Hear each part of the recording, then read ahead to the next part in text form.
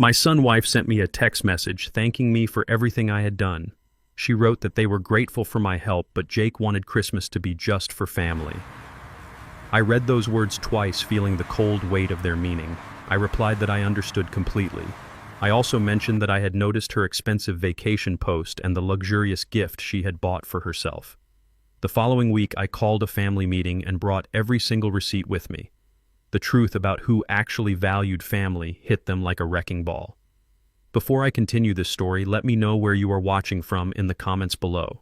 Hit like and subscribe if you have ever had to stand up to family members who took your sacrifices for granted.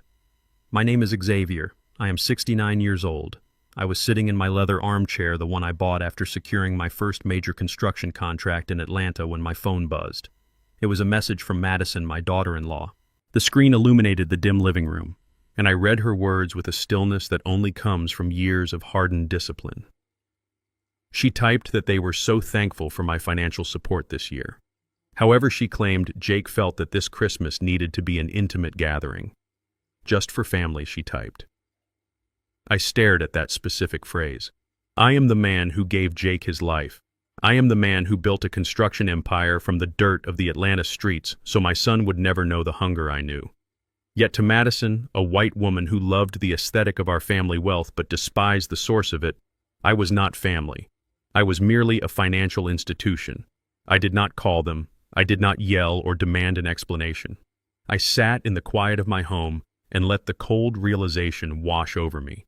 The disrespect was absolute, and my response needed to be equally absolute. I picked up my tablet and opened the social media application. Madison was a self-proclaimed digital influencer, and her life was an open book of manufactured perfection. Her profile was a parade of luxury.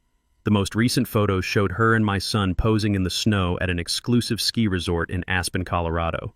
Madison was wearing a pristine white designer ski suit, holding a limited edition leather handbag that I recognized immediately. She had posted a video showcasing their private chalet, boasting about the breathtaking mountain views and the expensive champagne they were drinking. I placed the tablet on my heavy oak desk and opened the bottom drawer. I pulled out my leather-bound ledger. Unlike my son, I tracked every single penny. I opened the pages to their designated section.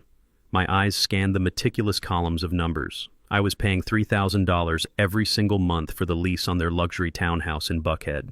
I had paid $2,000 just last week for that exact designer handbag she was flaunting in the snow, a charge she claimed was a medical emergency for her supposed back pain. I looked at the photos of them grinning in Aspen, funded by my sweat and my decades of labor. They were playing royalty on my dime while excluding me from their holiday table. The audacity was staggering. They saw me as a bottomless well of cash, an old man who would simply sign checks and stay out of their way. They believed my love for my son made me blind to their exploitation. But a man does not build a multi-million-dollar business from nothing by being a fool. I closed the ledger with a solid thud. The time for blind paternal generosity was officially over. I picked up my phone again. I did not text Madison back. I did not call Jake to beg for a seat at their Christmas dinner. Instead, I prepared to give them exactly what they asked for, an independent life. I dialed the direct number for Mitchell, the senior branch manager at my bank. Mitchell and I had done business together for over 20 years. He knew my voice, and he knew my financial portfolio inside and out. The phone rang twice before he answered with his usual professional warmth.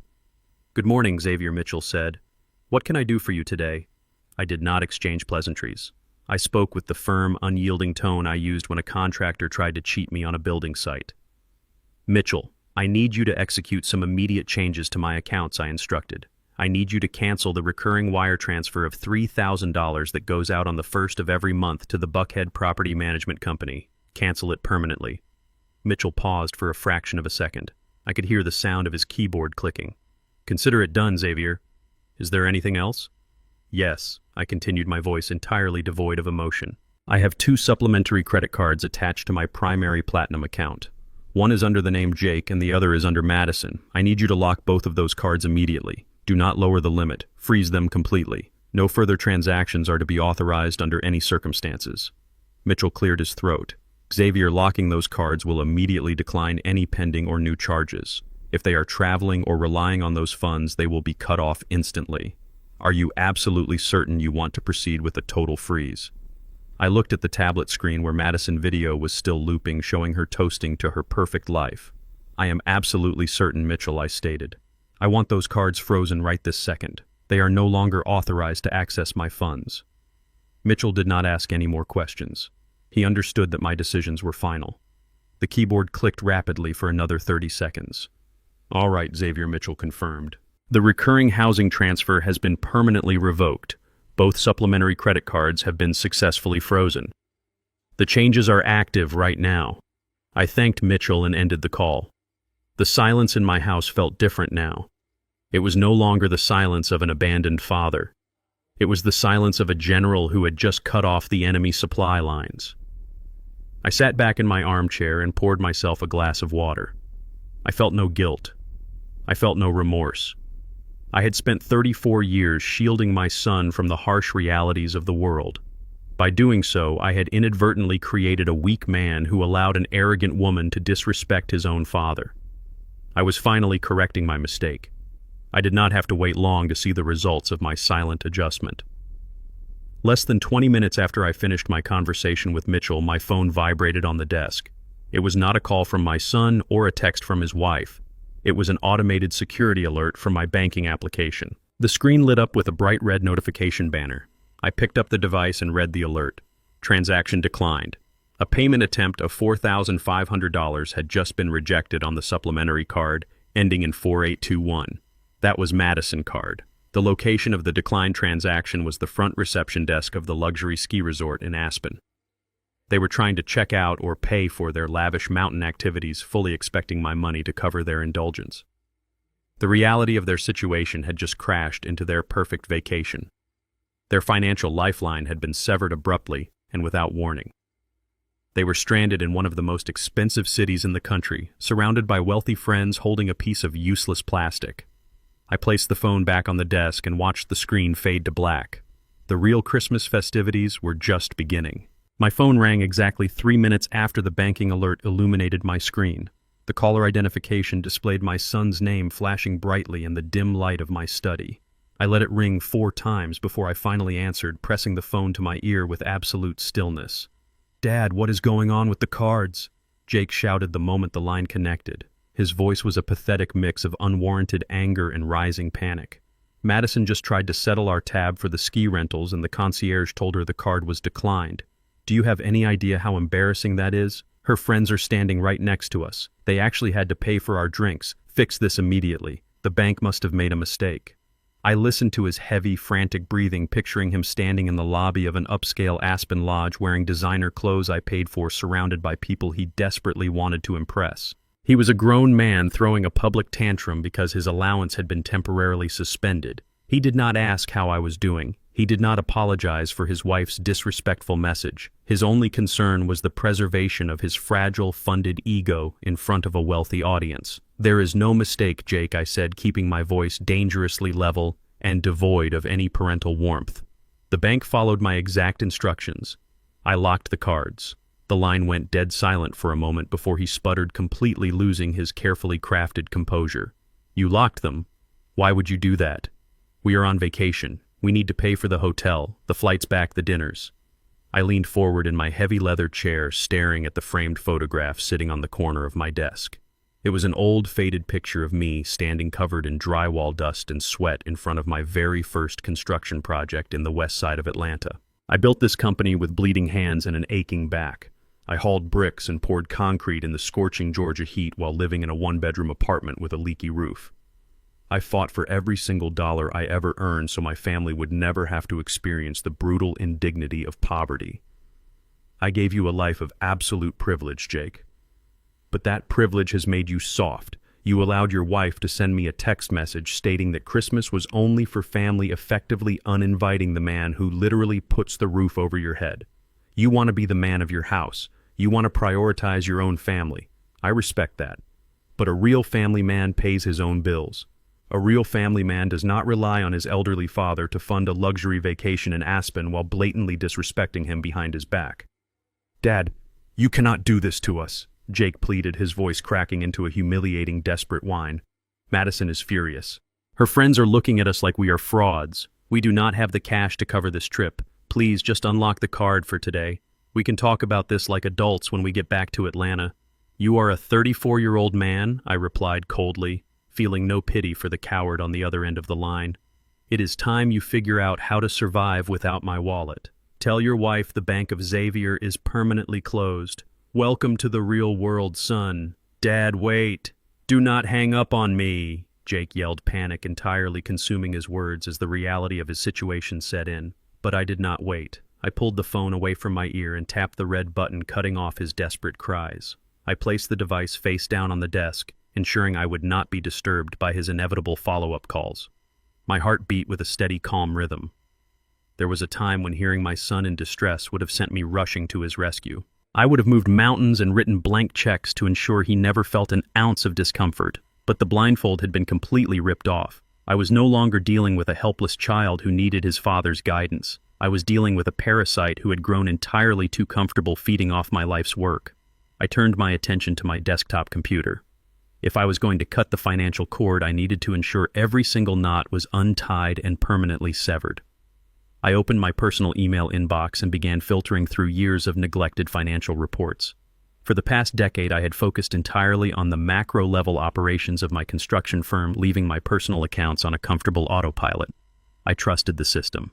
More foolishly, I trusted my son. That was a critical error I was about to rectify. I started meticulously cross-referencing my bank statements with my investment portfolios. I sifted through folders of digital correspondence, searching for any recurring charges, any hidden subscriptions, or any automated transfers I might have overlooked. I spent 2 solid hours dissecting my own wealth. The deeper I dug into the automated payments, the more disgusted I became with myself and with them. I found exorbitant charges for premium streaming services, monthly deliveries of artisanal dog food for a pet. Madison insisted on buying and recurring payments for a boutique gym membership in Buckhead that I certainly did not use. They had attached my primary checking account to every single aspect of their pretentious lifestyle, treating my routing number like a public utility. With precise mechanical movements, I logged into the banking portal and revoked authorization for every single one of those merchants. I changed my passwords to complex alphanumeric codes. I updated my security questions. I eradicated their digital fingerprints from my hard-earned money. The satisfaction I felt was immense. I was taking back control of my life dollar by dollar, ensuring they could not siphon another cent from my legacy. I reviewed the quarterly summaries I had previously ignored, noting how their spending had steadily increased over the years. What started as occasional help with car repairs had ballooned into fully funding a lifestyle designed exclusively for social media validation. Every click of my mouse was a step toward my own liberation. I blocked their access to the shared cloud storage, removed Jake as an authorized user on my corporate travel accounts, and deleted his profile from my ride-sharing applications. The purge was thorough and entirely unforgiving. As I continued to scrub my inbox, a particular email caught my attention. It was buried deep in a folder designated for promotional spam, automatically filtered away by my email provider months ago. The subject line was flagged in urgent orange text. It read, "Overdraft warning and critical action required." I clicked on the message, adjusting my reading glasses to inspect the details. It was an official correspondence from a platinum credit card company, a high-tier financial institution I rarely used for my personal expenses. The email detailed an outstanding balance that was perilously close to a massive maximum limit, triggering an automatic fraud prevention hold. But what made my blood run instantly cold was not the staggering balance itself. It was the billing address listed at the very bottom of the electronic statement. The address did not belong to my sprawling estate or my corporate headquarters. The billing address registered to this elite credit account, an account opened entirely under my name, and utilizing my pristine credit score, was the exact street address of the Buckhead townhouse where Jake and Madison lived. Someone had deliberately bypassed my security, forged my identity, and opened a massive line of credit behind my back. The betrayal had just escalated from mere entitlement to outright financial fraud. I stared at the glowing screen, my mind connecting the malicious dots. To open a premier credit line of that staggering magnitude requires significantly more than just my name and an impressive credit score. It requires my social security number, my most private financial identity. Madison, with her relentless, desperate obsession for the upper-crust lifestyle, had officially crossed the line from an entitled dependent to a brazen identity thief. She had somehow acquired the 9 digits I had fiercely protected for decades and weaponized them to fund her fabricated internet persona. I felt a cold, hard rage settle deeply in my chest, replacing any lingering trace of paternal obligation. This was not a simple misunderstanding or a careless mistake. This was a calculated, deliberate crime committed under the insidious guise of family trust. I printed the alarming email, the stark black ink on the white paper, confirming the absolute betrayal. I grabbed my coat and my car keys. I was not going to handle a federal offense over a phone call. I needed to look a bank executive in the eye and hold the physical evidence of my daughter-in-law and her insane vanity. I drove my truck through the bustling Atlanta streets, my grip on the steering wheel tight enough to turn my knuckles gray. The afternoon traffic blurred past my windows, but my focus remained razor-sharp. When I walked through the heavy glass doors of the downtown financial center, I bypassed the standard teller lines and walked directly toward the private wealth management offices. The polished marble floors and hushed conversations felt entirely disconnected from the raw fury burning inside me. I demanded to see a senior account manager, immediately presenting my identification and the printed email as my undeniable entry ticket. A young executive named Harrison ushered me into a glass-walled office, his professional smile faltering when he registered my unyielding expression. I instructed him to pull every single record attached to my Social Security number, specifically demanding the transaction history for the Platinum account registered to the Buckhead address. Harrison typed nervously, the printer in the corner soon humming to life. He handed me a thick stack of papers. The pages were warm, but the details printed on them chilled me to the bone. I flipped through the pages, my eyes scanning the endless ledger of Madison and her unhinged extravagance. The sheer volume of the transactions was nauseating. There were charges for $4,000 designer handbags, $2,000 pairs of shoes, and excessive bills at Michelin-starred restaurants where she undoubtedly posed for pictures to impress strangers on the internet. I saw receipts for exclusive day spas, private Pilates instructors, and cosmetic procedures that cost more than what my earliest construction crews made in a month. She was living the life of a billionaire heiress, entirely subsidized by stolen credentials. I traced a specific charge of $8,000 to a luxury travel agency, likely the exact deposit for their current Aspen getaway. She had built a fortress of high-class illusion brick by stolen brick, convincing her followers she was a self-made entrepreneur while secretly leeching off a man she did not even respect enough to invite to Christmas dinner. Every single line item was a testament to her profound emptiness. She needed my hard-earned wealth to validate her existence. I placed the stack of papers down on the polished mahogany desk and looked directly at Harrison. The time for silent observation was over. How exactly does a financial institution of this supposed caliber allow a 30-year-old woman to open a massive line of credit under the name of a 69-year-old man without a single verification call? I asked. My voice was dangerously low, carrying the weight of a man who was fully prepared to dismantle the entire building. Harrison swallowed hard, his eyes darting between the fraudulent statements and my unwavering gaze. "Mr. Xavier," he began, his voice trembling slightly. "The application was processed online. The applicant provided your exact Social Security number, your date of birth, and correctly answered several identity verification questions based on your public records. Because the applicant had your primary checking account routing number to set up an initial payment, our automated fraud algorithms flagged the application as low risk." I leaned forward, resting my forearms on his desk. "So a computer algorithm decided it was perfectly normal for me to suddenly order cosmetic injections and sequined dresses," I stated, letting the absolute absurdity of the situation hang in the quiet office. "Your security measures are a catastrophic failure, Harrison. You allowed a thief to walk through your digital front door because she happened to know my birthday and my checking account number."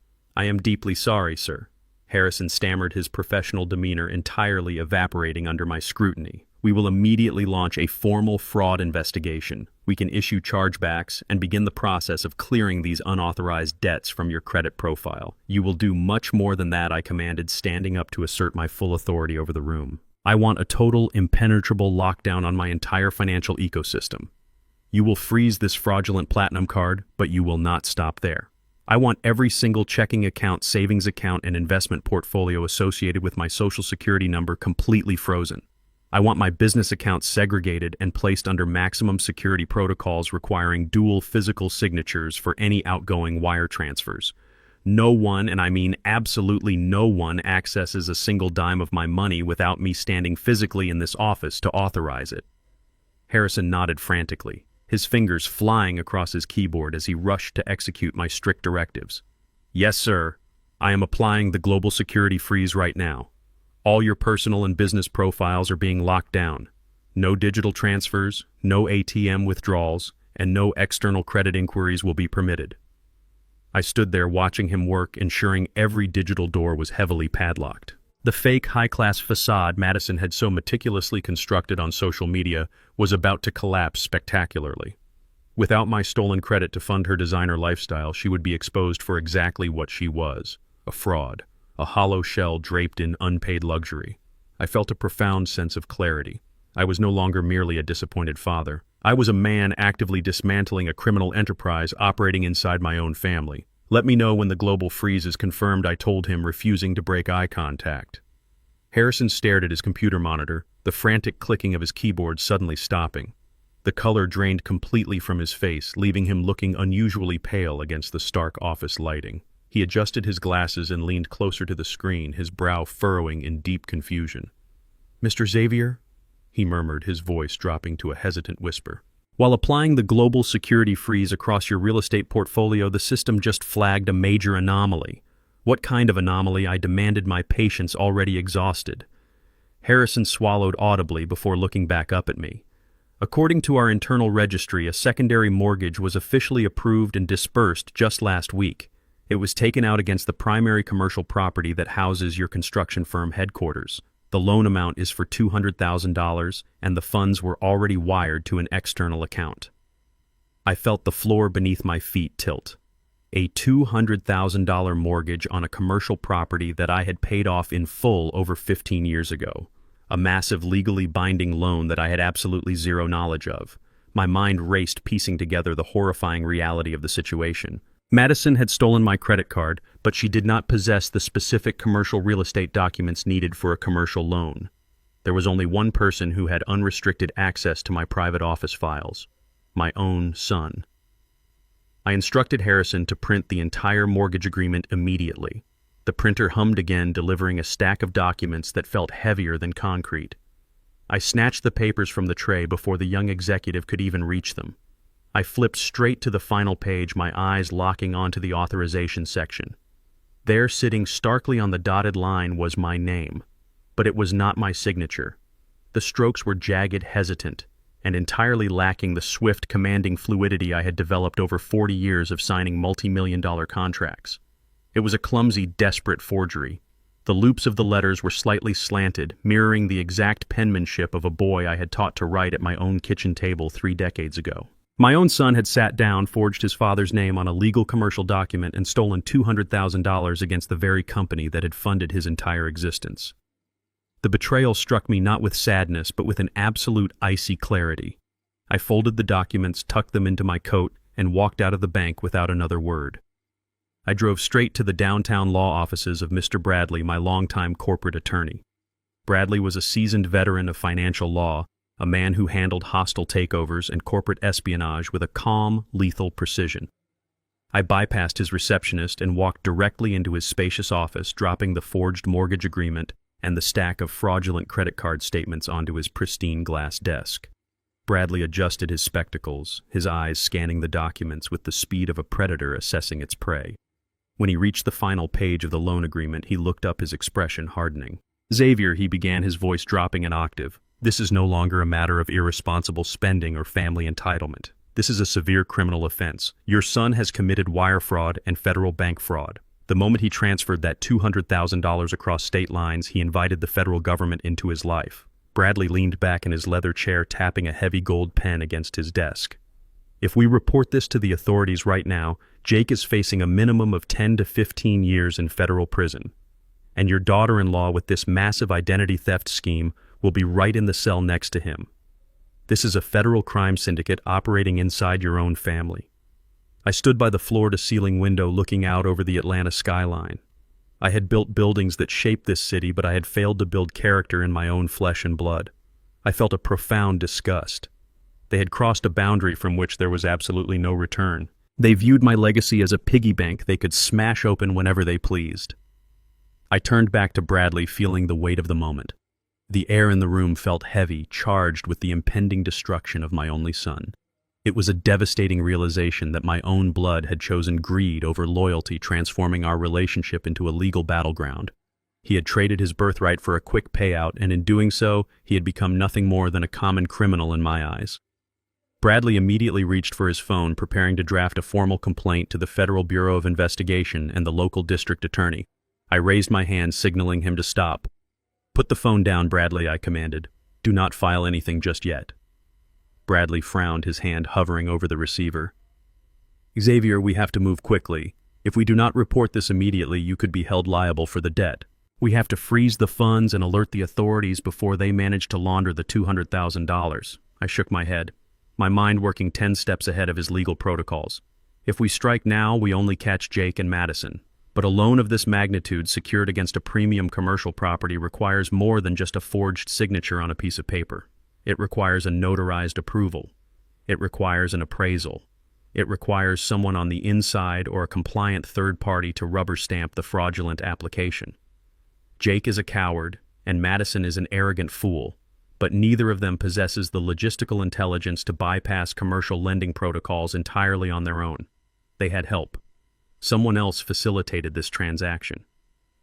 I walked over to his desk and tapped my index finger against the forged signature. "I want the whole network, Bradley. I want every single rat that crawled into my accounts. If we spook them now by involving the police, the accomplices will scatter and destroy the evidence. We are going to cast a wider net.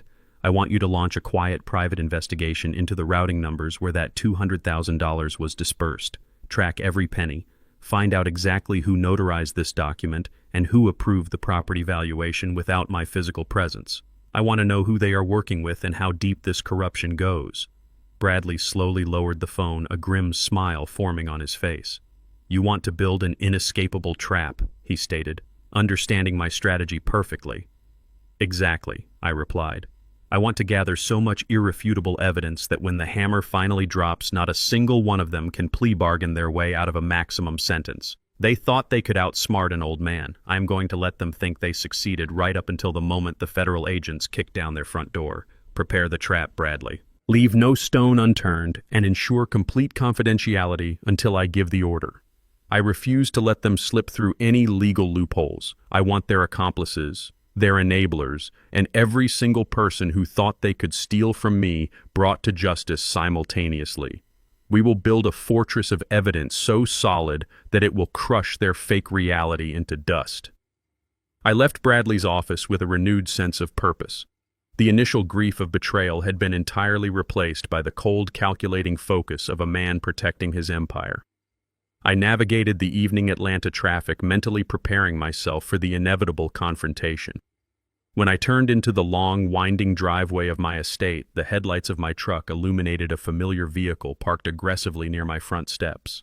It was Jake's luxury SUV. They had somehow managed to scrape together enough borrowed money from their equally shallow friends to secure emergency flights out of Aspen, fleeing the humiliation of their declined cards. As I parked and stepped out of my truck, I saw them waiting on the porch. Jake and Madison were huddled together in the chilly evening air, shivering in their expensive ski jackets. They did not look like the brazen thieves who had just stolen $250,000. They had perfectly arranged their features into masks of absolute misery and unjust suffering. They were standing on my doorstep, ready to play the innocent victims, completely unaware that they were standing in the presence of their own executioner. They were ready to perform a rehearsed tragedy, demanding sympathy and demanding their financial flow be restored. I took a deep breath, letting my expression drop into a mask of weary confusion, ready to play my own role in this unfolding drama. I unlocked the heavy wooden front door and stepped inside, leaving it open for them to follow. Jake and Madison rushed in from the biting winter wind, instantly shedding their shivering demeanor for an aggressive, calculated performance of deep concern. Jake paced the length of my hardwood foyer, raking his hands through his hair in an exaggerated display of distress. Madison stood near the stone mantel, crossing her arms tightly across her designer ski jacket. They did not offer a single apology for their behavior or their fraudulent spending. Instead, they immediately launched an orchestrated psychological assault aimed directly at my confidence. Jake raised his voice, adopting the harsh tone of a frustrated parent scolding a reckless, disobedient child. He accused me of being dangerously impulsive, claiming my actions at the bank had not only humiliated them in front of influential peers, but had actively endangered their safety in a freezing climate without any financial resources. Madison chimed in, her voice dripping with venom masquerading as familial care. She insisted my erratic behavior was terrifying, utterly irrational, and completely out of character for the steady man they knew. They cornered me in my own living room, weaponizing their sudden forced return from Aspen as a direct consequence of my supposedly unhinged decisions. I stood by the fireplace and listened to their meticulously rehearsed outrage, keeping my face perfectly blank while my mind registered every calculated lie tumbling effortlessly from their mouths. Madison stepped closer, her eyes welling up with forced, practiced tears. She gently placed a hand on my arm, an icy touch that took every ounce of my willpower not to brush away. "Xavier," she murmured, her voice trembling with theatrical distress, "we are not angry about the money. We are terrified for your health. You called the bank and froze those accounts, but when Jake spoke to you on the phone, you sounded completely disoriented. You do not even remember why you locked them, do you?" I stared at her, marveling at the sheer audacity of her gaslighting. She was actively attempting to rewrite reality, weaving a narrative where I was losing my mind rather than discovering their massive theft. Jake moved to stand beside her, placing a comforting hand on her shoulder while looking at me with feigned pity. "Dad, you have been forgetting things a lot lately," Jake said, his voice lowering to a patronizing whisper designed to inflict maximum psychological damage. "You missed routine doctor appointments last month. You have been repeating old stories. And now this massive memory lapse with the bank. It is not safe for you to be managing these complex financial accounts anymore. The stress is clearly breaking down your cognitive functions." Madison wiped a fake tear from her cheek, nodding in eager agreement. "We love you too much to watch you struggle like this, Xavier. You need to rest. You need to let go of this massive burden before you make a catastrophic financial mistake that ruins all of our lives." They stood united in my living room, confidently painting me as a senile, deteriorating old man who could not distinguish reality from a dream. They were banking heavily on the assumption that a 69-year-old widower would eventually succumb to self-doubt. The sheer cruelty of their tactic was breathtaking. They were not merely trying to steal my money to fund their lavish lifestyle. They were trying to steal my sanity. They wanted me to voluntarily surrender the keys to my entire kingdom by convincing me my mind was already gone. I let their poisonous words hang in the heavy air of the living room, observing the precise mechanics of their manipulation. In the cutthroat world of commercial construction, the absolute most powerful negotiation tactic is letting your opponent believe they have successfully backed you into a corner. When a rival contractor thinks you are weak, they reveal their entire strategy and drop their guard. I leaned heavily back into my armchair, allowing my shoulders to slump in a posture of total defeat. I brought a trembling hand to my forehead, rubbing my temples as if battling a severe, blinding migraine. I let a long, ragged sigh escape my lips, channeling the profound exhaustion of a man finally succumbing to the undeniable weight of his advancing age. "Perhaps you are both right," I muttered, my voice intentionally fragile and unsteady. "I have been feeling incredibly overwhelmed lately. The numbers, the commercial properties, the constant banking alerts, it all just blurs together sometimes." I looked up at Jake with wide, defeated eyes, playing the role of the helpless, confused father to absolute perfection. "I did not mean to strand you in Aspen. I genuinely thought the bank made an error with the accounts." The sudden shift in my demeanor worked flawlessly. Jake and Madison exchanged a rapid, triumphant glance that completely betrayed their underlying greed. The defensive tension in their shoulders vanished, replaced by the eager anticipation of an impending victory. Jake knelt beside my chair, his fake concern now amplified by the distinct scent of blood in the water. "It is perfectly okay, Dad," Jake reassured me smoothly, his tone dripping with false reassurance. "We are here to carry the heavy load for you. You built an incredible empire from nothing, but it is time to pass the torch. If you sign over the power of attorney, I can manage the estate. I can ensure the bills are paid, the accounts are tightly secure, and you never have to stress about another banking error again. You can just relax and enjoy your golden years." I nodded slowly, staring at my trembling hands as if I could not trust my own body. Let me sleep on it, Jake. Bring the legal paperwork to the house tomorrow morning. Let me review everything with a clear head, and we will discuss transitioning the asset management over to you. Madison beamed her earlier tears, instantly evaporating into a radiant, victorious smile. That is a wonderful idea, Xavier, she chirped, already mentally spending the millions she thought she had just secured. You are making the best decision for your health. They did not linger. Having secured my verbal submission, they practically floated out of my living room, eager to return to their luxury townhouse and celebrate their masterful deception. I listened to the front door click shut, followed closely by the sound of Jake's heavy SUV pulling out of my driveway. The moment their taillights faded into the night, my trembling hands steadied completely. My posture straightened. The fragile, confused old man vanished into thin air, replaced entirely by the cold, calculating architect of their impending destruction. I retrieved my mobile device from my pocket and opened the encrypted security application. Anticipating a hostile confrontation, I had discreetly installed a high-definition, motion-activated microphone and camera directly above my front porch earlier that week. I tapped the screen and accessed the live playback from 3 minutes ago. The crisp video showed Jake and Madison walking rapidly to their vehicle. Their fake sympathy had been entirely replaced by gleeful arrogance. Madison grabbed Jake by the arm, her voice capturing perfectly on the hidden microphone. "He is completely cracking," she hissed excitedly. "He bought the memory loss story hook, line, and sinker." Jake laughed, a cruel, mocking sound that severed whatever lingering paternal affection I still harbored. "We just need him to sign that power of attorney tomorrow," Jake replied. Madison shook her head, her tone turning ruthlessly pragmatic.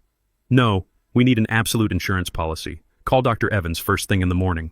Tell him we are willing to pay his premium fee for an expedited psychiatric evaluation.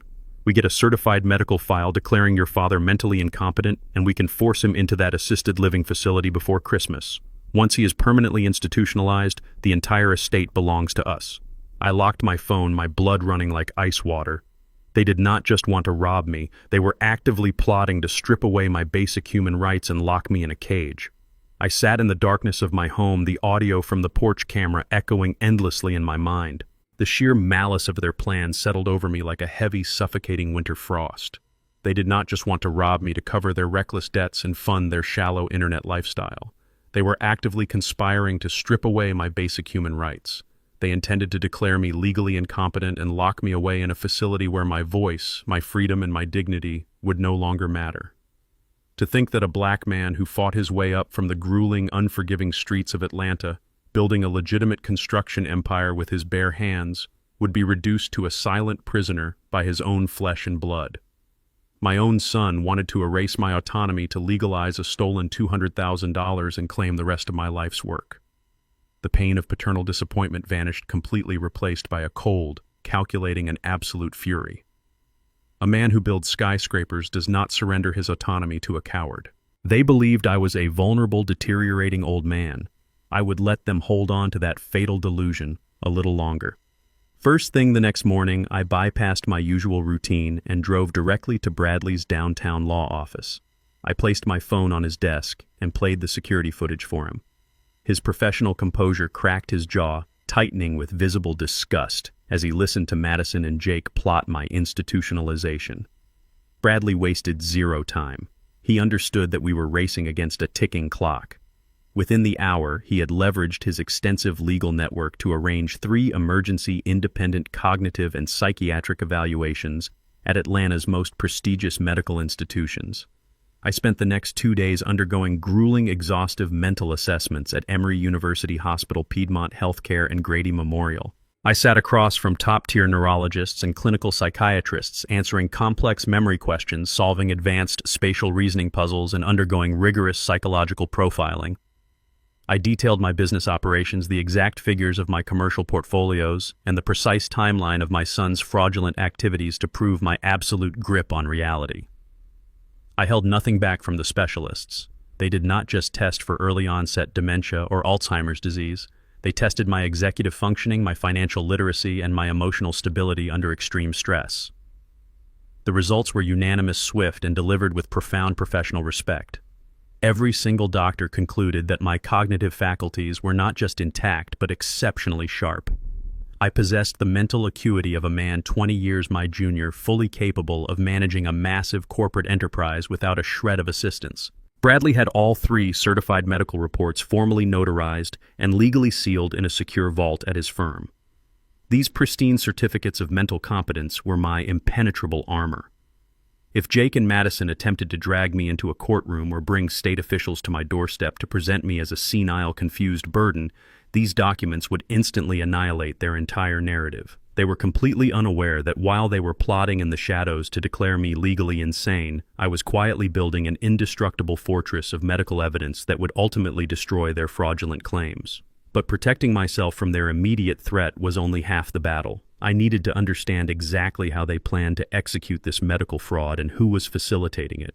Bradley had swiftly dispatched his best private investigator to look into the man Madison had confidently named on the hidden recording, Dr. Evans. 3 days later, I sat across from Bradley as he handed me a thick, highly confidential dossier. The investigator had torn through the doctor's professional history and personal life, and the findings were absolutely damning. Dr. Arthur Evans was a disgraced, highly unethical psychiatrist operating a shady private practice on the commercial outskirts of the city. He was not respected in the Atlanta medical community. He was a desperate mercenary with a medical license. The dossier revealed that Evans was drowning in massive, unmanageable financial ruin. He owed over $60,000 to illicit underground gambling rings and was facing imminent foreclosure on his personal residence. He was a desperate, compromised man, exactly the kind of corrupt professional Madison would seek out to rubber stamp a fraudulent medical diagnosis without ever actually examining the patient. But the investigator had uncovered the ultimate smoking gun. Wading through complex financial records, the investigator traced a highly suspicious wire transfer initiated just 48 hours after Jake and Madison returned from their aborted Aspen trip. The transfer was for exactly $10,000, moving from a hidden checking account registered to Madison directly into an offshore account tied to Dr. Evans. It was a blatant, fully documented bribe. Madison had literally purchased a fake medical diagnosis to declare her father-in-law mentally incompetent. This was no longer just a case of elder abuse or wire fraud. This was a premeditated, multi-layered conspiracy to commit medical fraud, perjury, and illegal institutionalization. The sheer wickedness of her actions was staggering. She was using the very money she had siphoned from my stolen credit lines to pay a corrupt doctor to lock me away in a home. Bradley looked at me with a grim, satisfying expression, confirming that we now possessed enough explosive evidence to trigger federal indictments across the board. The trap was fully loaded, the steel jaws pulled back and waiting patiently. We had established the motive, secured the financial trail, identified the corrupt accomplice, and obtained the undeniable medical proof of my absolute sanity. All we had to do was wait for them to make their final fatal move. They were digging their own graves with every passing hour. That evening, as I sat in my quiet kitchen reviewing the devastating dossier one last time, my phone chimed with an incoming text message. It was from Madison. The tone was jarringly sweet, dripping with a sugary manufactured affection that made my stomach turn.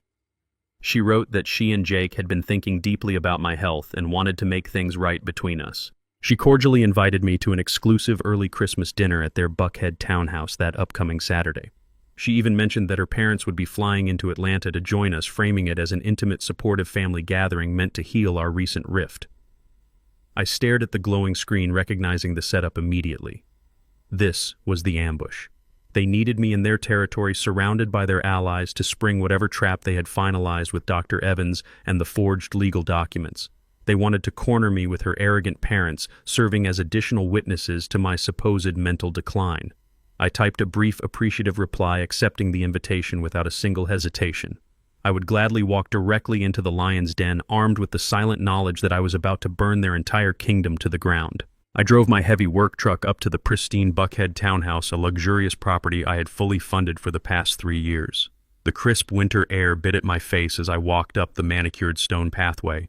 Before I could even knock, the door swung open. Standing there were Madison's parents, Richard and Patricia. They were draped in expensive cashmere and forced smiles, looking at me with the distinct, unmistakable air of people who believed they were inherently superior. Richard offered a firm, overly aggressive handshake, while Patricia gave me a tight, polite nod that barely disguised her underlying disdain. They welcomed me into the foyer of the house my sweat had paid for, acting entirely like the gracious lords of the manor. Patricia immediately commented on my simple, functional wool coat, masking her subtle racial microaggressions as a compliment about how wonderfully unpretentious and simple I always managed to be. They guided me into the dining room with a suffocating, patronizing energy, treating me less like the patriarch of the family and more like an uneducated charity case they had generously decided to tolerate for the evening.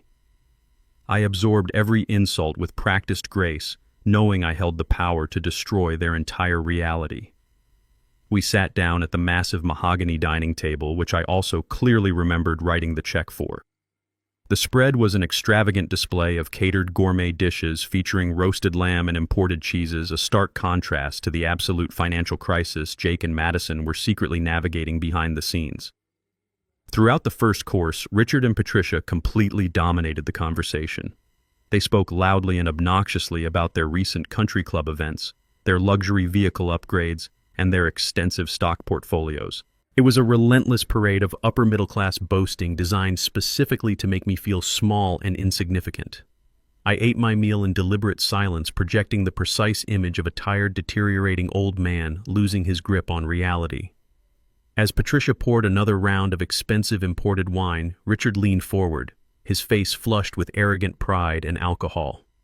He proudly announced to the table that they were currently closing on a stunning vacation villa in Hilton Head. He boasted loudly that Jake was the one generously funding the massive down payment.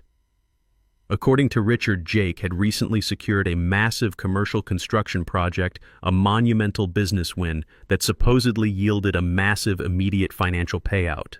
Madison smiled brightly at the announcement, though her eyes darted nervously toward me, terrified I might challenge the narrative. Jake stared intently at his plate, suddenly finding his roasted asparagus incredibly fascinating, sweat beginning to bead on his forehead.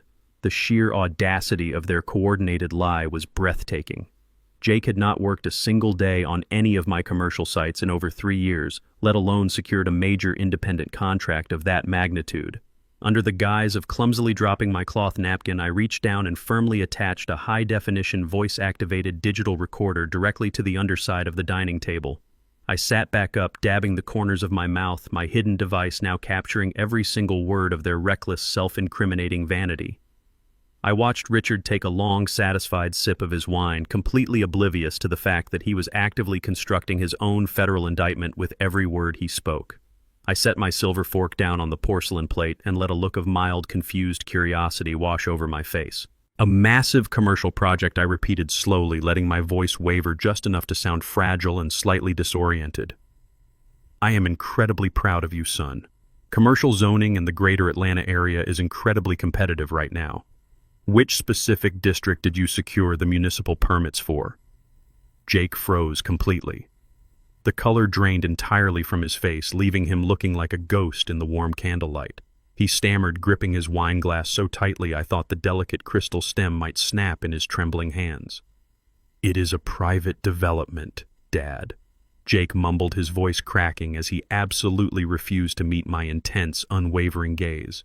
It is just a basic logistics warehouse deal outside the city limits. It is nothing you would be familiar with. I tilted my head, pressing the issue with the gentle, annoying persistence of a confused elder who did not understand when to stop talking. But commercial logistics require heavy upfront capital and intense legal underwriting, I noted, keeping my tone perfectly innocent and inquiring. How did you manage the complex closing documents so quickly without drawing from the corporate reserve accounts? Madison interjected sharply, her voice rising in undisguised panic. She claimed Jake had found a brilliant independent investor trying desperately to shut down my line of questioning before the entire facade crumbled. But Richard, entirely blinded by his own massive ego and completely misreading the thick tension in the dining room, laughed heartily. He waved his hand dismissively at his panicked daughter. "Nonsense, sweetie, there is absolutely no need to be modest," Richard boomed, puffing out his chest and adjusting his silk tie. "Your husband is a smart man, Xavier, but he had a little expert help across the finish line." Richard leaned in confidently, entirely eager to take the credit for the supposed financial windfall. He proudly declared that when Jake ran into severe bureaucratic red tape with the heavy commercial loan processing, he personally stepped in to save the day. Richard boasted that his own private notary firm handled the final authentication. He bragged about fast-tracking the property valuation and personally stamping the final authorization documents to ensure the $200,000 disbursement cleared the regional bank without any frustrating delays. He smiled a wide, predatory smile, boasting that sometimes it takes a seasoned professional to cut through the red tape and get the real money moving. My heart beat with a steady, lethal rhythm as he spoke. He was practically bragging about committing federal bank fraud right to my face. The final devastating puzzle piece locked seamlessly into place within my mind. The $200,000 fraudulent mortgage secured against my commercial property had not been an isolated act of desperation by my cowardly son. It was a fully coordinated, multi-generational criminal conspiracy. Richard was the missing link I had been searching for. He was the corrupt, state-licensed notary public who had officially authenticated my forged signature. He had used his legal authority to bypass the bank's strict commercial lending protocols, effectively pushing the stolen funds through the financial system. The entire in-law family was absolutely complicit in this crime. They had conspired to steal my wealth, launder it through a fake real estate investment, and use the proceeds to buy themselves a luxury vacation villa on the coast. They looked at me across the table with smug, victorious smiles, believing they had successfully outsmarted an aging, broken man. I looked back at them, feeling a profound, icy calm settle over my soul. I raised my wine glass and offered a polite, unwavering toast to their new vacation home, knowing with absolute certainty that the only new housing Richard and Patricia would be moving into was a federal penitentiary. I drove away from the Buckhead townhouse, leaving the echoes of their arrogant laughter behind me. The crisp winter night felt sharp against my face, but the coldness in my chest was absolute. The rot of greed had not merely infected my son and his wife, it had entirely consumed the extended family. Richard and Patricia were not oblivious bystanders to Madison and Jake and their fraudulent lifestyle. They were active senior partners in a coordinated criminal syndicate designed to siphon my life's work. I gripped the steering wheel, feeling the leather beneath my calloused hands. I had spent decades building an empire with honor and sweat, and they had treated it like a communal trough. The profound disrespect solidified my resolve into unbreakable iron. There would be no mercy. There would be no family intervention or quiet settlement. I was going to dismantle their lives, brick by stolen brick. I would not leave a single participant standing. They wanted to play a high-stakes game with a man who had fought for everything he owned. I was going to show them exactly what total financial and legal annihilation looked like. At 6 o'clock the following morning, I was already sitting in the imposing conference room of my attorney, Crawford. I had bypassed all standard protocols, demanding an emergency tactical session before the city even woke up. I placed the hidden audio recorder on his polished mahogany table and played the entire dinner conversation. Crawford listened with a stony expression, taking meticulous notes as Richard proudly confessed to facilitating federal bank fraud. When the recording finished, Crawford looked up and nodded grimly. The gloves were officially coming off. Our first immediate action was drafting a formal 30-day eviction notice for the Buckhead townhouse. My name was on the deed and I was terminating their residency without a single shred of hesitation. But the eviction was merely the opening salvo. Crawford and his team of paralegals began assembling a massive, comprehensive criminal dossier. We were not filing a simple civil suit or a local police report. We were preparing a direct submission to the Federal Bureau of Investigation. Crawford outlined the exact federal statutes they had violated: wire fraud, bank fraud, identity theft, interstate laundering of illicit funds. The fraudulent $200,000 commercial mortgage required federal scrutiny because the funds had been electronically wired across state lines to secure the Hilton Head vacation property. Crawford compiled the forged loan documents, the fraudulent credit card statements, and the audio confession from Richard into a single devastating legal weapon. I watched the paralegals print the official complaints, the heavy thud of the industrial printers sounding like the steady march of impending justice. I instructed Crawford to leave zero room for plea bargains or technical loopholes. We reviewed the federal sentencing guidelines, ensuring that the combined weight of their offenses would trigger mandatory minimums. They had utilized the Postal Service and electronic banking networks to execute their theft, making this a textbook federal racketeering conspiracy. Crawford sealed the heavy folders, marking them for immediate federal dispatch. With the criminal indictments prepared, we immediately shifted our focus to the exact trajectory of the stolen funds. I demanded a forensic accounting breakdown of the $200,000 fraudulent mortgage down to the very last cent. I refused to let them enjoy a single penny of my hijacked wealth while the federal investigation was being processed. Crawford brought in his top forensic accountant, a sharp woman who specialized in tracking laundered assets. We projected the financial flow onto a large screen, dissecting the movement of the money with surgical precision. The initial $200,000 had been dispersed into a shell holding account managed directly by Richard and his corrupt notary business. From there, the money had splintered. Exactly $150,000 was immediately wired to a coastal real estate escrow account to serve as the non-refundable cash down payment for their Hilton Head vacation villa. Another $30,000 had been funneled directly into Madison and her personal checking account, presumably to cover the massive credit card debts she had accumulated before I enacted the global security freeze. The remaining $20,000 had been absorbed by Richard as a consulting fee for his illegal authentication services. Seeing the exact numbers laid out on the screen removed any lingering trace of paternal hesitation. I authorized Crawford to file emergency ex parte injunctions in federal court to freeze every single destination account. We filed an immediate lien against the Hilton Head property, ensuring the escrow funds were paralyzed and the closing process was completely derailed. We submitted legal freezes on Richard and his corporate notary accounts, preventing him from moving or hiding his illicit consulting fee. And we placed a hard lock on Madison and her personal checking account, cutting off her access to the $30,000 she had just received. By the time the courts processed the emergency injunctions later that afternoon, they would all be completely financially paralyzed. They would log into their banking portals and find zero available balances. Their credit cards were already dead. Now their stolen liquid cash was legally trapped behind federal red tape. I tracked every single penny and locked it away in a vault they could never breach. I stood up from the conference table feeling a profound sense of closure regarding the financial hemorrhage. The money was secured. The federal authorities were about to be unleashed. I shook Crawford by the hand, thanking him for his ruthless efficiency. The invisible noose had been firmly tightened around their necks. The very next morning, the quiet peace of my home was abruptly interrupted by a sharp, frantic knocking at my front door. I checked the live feed on my security application and saw Jake standing on my porch. He looked incredibly tense, shifting his weight from foot to foot, clutching a thick manila folder tightly against his chest. His designer clothes looked slightly wrinkled and his eyes darted around nervously. He was trying to project casual confidence, but the desperation radiating from him was palpable. I unlocked the door and opened it, projecting my rehearsed persona of a weary, aging father. Jake immediately forced a wide, unnatural smile. "Good morning, Dad," he greeted me, his voice falsely bright. "I know you have been feeling overwhelmed lately, so I took the initiative to handle some annoying paperwork for you." He pushed the heavy folder toward me. "It is just a routine update for your primary life insurance policy. The broker said we needed to upgrade the terms to ensure your assets are fully protected.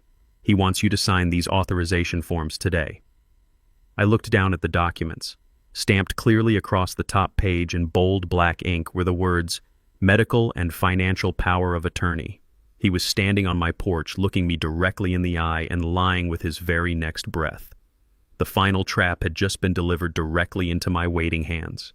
I held the thick packet of lies in my hands, feeling the absolute moral bankruptcy of my only son radiating from the pages. He stood on my front porch, shivering slightly in the winter air, but his eyes were bright with predatory anticipation. He fully expected me to reach into my pocket, produce a pen, and sign away my autonomy right there on the frozen concrete. I looked down at the documents and then back up at Jake, ensuring my facial expression remained carefully arranged into a mask of weary hesitation. "This is a massive legal document, Jake," I said, projecting a practiced, fragile hesitation into my voice. "If I am going to transition the management of my entire estate over to you, I want to do it with complete transparency. I do not want any future disputes regarding my assets." Jake eagerly nodded, ready to agree to absolutely whatever I suggested as long as it ended with my signature on that dotted line. "I want you to bring Madison and her parents over to the house tonight at 8 o'clock, I instructed, keeping my tone gentle but firm. "Tell Richard and Patricia I deeply appreciate their guidance during this difficult transition. We will sit down together in the living room, review these documents thoroughly, and officially discuss the permanent division of my assets. I want everyone present as formal witnesses to the transfer." Jake's eyes practically widened with unchecked greed. The prospect of sitting in my house and officially carving up my wealth was too intoxicating for him to resist. He snatched the folder back, completely oblivious to the steel trap snapping shut around him. He agreed instantly, promising they would all be there exactly on time, and hurried back to his luxury vehicle. Exactly at 8 o'clock that evening, the doorbell chimed. I stood in the shadows of my study and watched the live security feed. Jake, Madison, Richard, and Patricia stood on my front porch, bundled against the cold, practically vibrating with eager anticipation. They looked exactly like a pack of starving wolves arriving for a guaranteed feast, thoroughly convinced that the frail old man was finally surrendering the keys to his lucrative kingdom. They had dressed up specifically for the occasion, as if they were attending a high society gala. Patricia was flaunting a new diamond necklace, and Richard was carrying an expensive bottle of imported scotch, serving as a celebratory prop for their impending victory. I walked to the foyer and pulled open the heavy wooden door, ushering them into the grand living room. They took their seats on my expensive leather sofas, exchanging smug, victorious glances with one another. Madison was practically glowing, no doubt already calculating exactly how she would spend the newly acquired funds to revive her frozen luxury accounts. Richard sat back, crossing his legs with arrogant ease, assuming the role of the benevolent patriarch, ready to oversee my total financial surrender. I did not offer them drinks. For them, I did not offer to take their coats. I did not engage in a single second of their sickeningly sweet small talk. Instead, I turned around, walked deliberately over to the solid oak front door, and pushed the heavy steel deadbolt closed. The loud metallic click echoed through the spacious foyer like a gunshot. The manufactured warmth in the room vanished instantly. The sudden absolute finality of the locked door unsettled them immediately. Richard stopped talking mid-sentence, his mouth hanging slightly open. Madison shifted uncomfortably on the couch, her eyes darting toward the entryway. Jake stood up slightly, his forced smile faltering as he looked from the locked door back to me. The absolute silence in the room stretched out heavy and suffocating. The illusion of a friendly family gathering was completely shattered. I turned to face them, dropping the pathetic facade of the deteriorating, confused elder. I stood tall, my posture rigid and commanding, fixing them with the cold, unyielding stare of a man who had clawed his way to the top of the Atlanta commercial real estate market. The shift in my demeanor was so drastic and immediate that Patricia actually gasped, clutching her expensive handbag tightly against her chest. The trap was securely locked, and the execution was about to begin. I did not waste a single breath on pleasantries or dramatic pauses. I walked over to the coffee table and picked up a thick, heavy manila envelope I had prepared earlier. I pulled out the first stack of papers and dropped it onto the glass table with a sharp, stinging slap. $45,000, I stated, my voice echoing in the silent room with absolute terrifying clarity. That is the exact amount Madison charged to a fraudulent platinum credit card opened using my stolen social security number to fund her pathetic fake internet lifestyle. Madison turned ash white, her mouth opening and closing silently as she stared at the itemized banking statements detailing her every fraudulent purchase. Before anyone could speak a single word of defense, I reached into the envelope again. I slammed the next document down right next to the credit card statements, pointing directly at the signature line. $200,000. I continued, my tone growing colder and more lethal. A commercial mortgage secured against my flagship business property bearing a clumsy, pathetic forgery of my signature. A federal crime committed by my own son to fund a vacation villa you all intended to enjoy. Jake collapsed back onto the sofa as if his legs had been violently kicked out from under him. He stared at the forged document, completely paralyzed by the horrifying realization that I knew exactly what he had done. Richard opened his mouth, his face turning a furious shade of red, but I raised my hand, silencing him instantly. "I am not finished," I commanded. I reached into my coat pocket, pulled out a small digital audio device, and placed it carefully on top of the forged mortgage agreement. I pressed the play button and stepped back. The crisp, undeniable audio of Madison and Jake plotting on my front porch filled the quiet room. They listened in absolute horrified silence as their own voices discussed bribing a disgraced doctor, securing a fake psychiatric evaluation, and forcing me into a mental institution to steal my estate. The recording played the entire sinister plan, exposing the sheer depth of their cruelty for everyone to hear. I hit stop, letting the heavy quietness settle back over their stunned, panicked faces. You sat in my house, ate my food, and smiled to my face while actively conspiring to strip away my basic human rights and lock me in a cage. I said, my voice a quiet, dangerous rumble that promised absolute ruin. You thought I was a senile, broken old man. You thought you could orchestrate my demise and dance on my grave. You were entirely wrong. I have locked your accounts. I have frozen your stolen funds. And I have compiled a comprehensive federal criminal dossier that guarantees every single one of you will face mandatory minimum prison sentences. Richard suddenly shot up from his seat, his face sweating profusely in the cool room.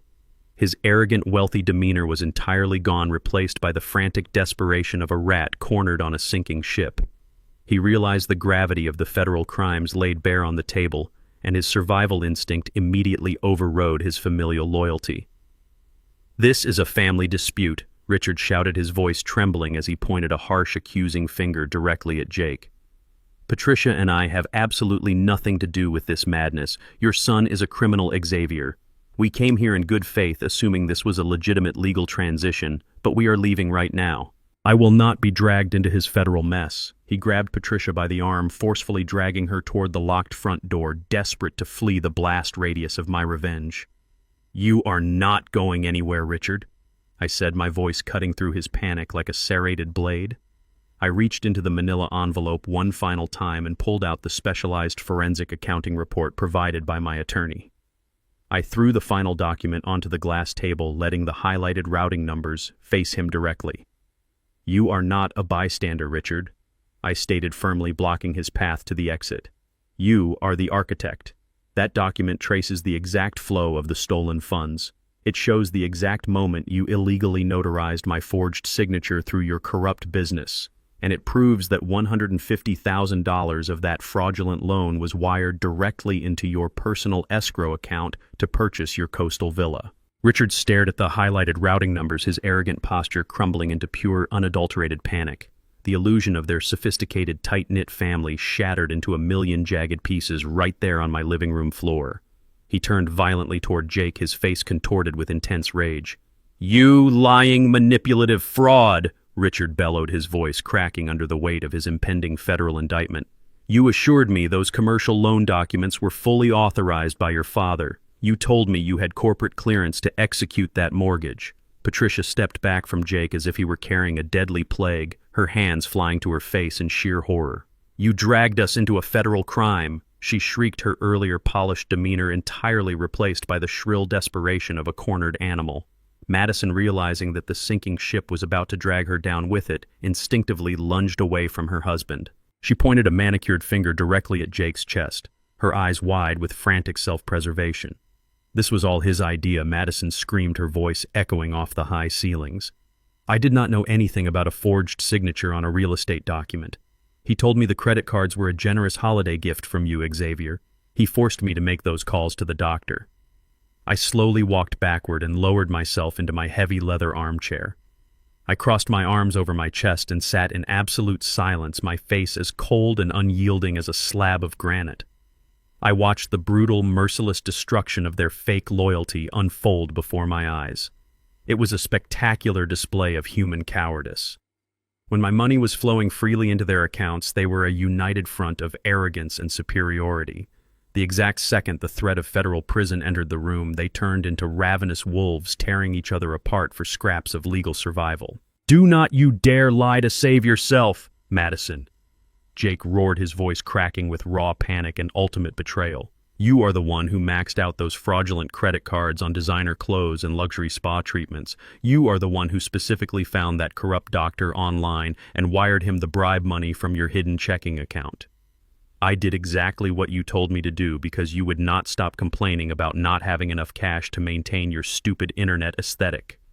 Richard stepped directly into Jake's personal space, his fists clenched at his sides, his face flushed an ugly shade of purple. "I will testify against you in federal court, you miserable coward," Richard threatened, spit flying from his lips. "I will tell the district attorney that you manipulated my notary business under false pretenses. I will hand over every single email and text message you ever sent me regarding that commercial property." Jake let out a loud, hysterical laugh, his eyes darting frantically around the room as his world collapsed. "You authenticated a $200,000 mortgage without the primary account holder physically present in your office." Richard Jake fired back, his desperation turning viciously sharp. "You took a $20,000 illegal consulting fee straight off the top to expedite a forged document. You think the FBI is going to believe you were just a clueless victim? You are a corrupt notary who actively facilitated bank fraud to fund your own vacation home.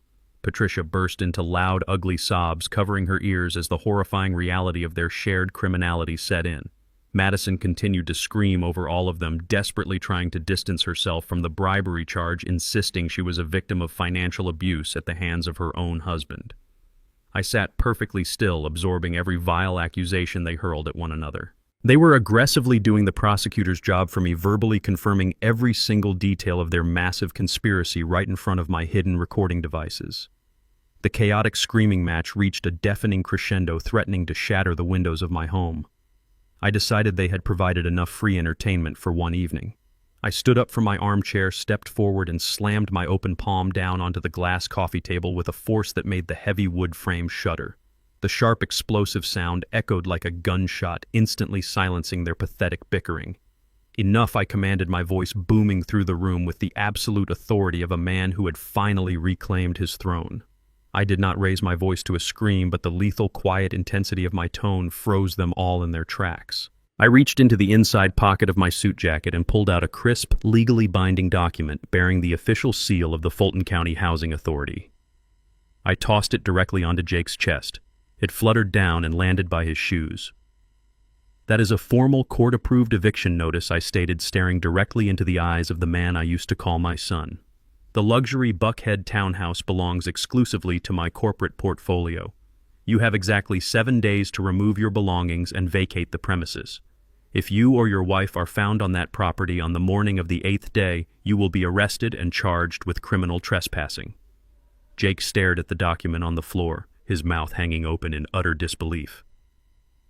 "Dad, you cannot do this," he whispered, the reality of his impending homelessness finally breaking through his sheer panic. "We have nowhere to go." I stepped closer, closing the distance between us, ensuring he felt the absolute frigid reality of my words.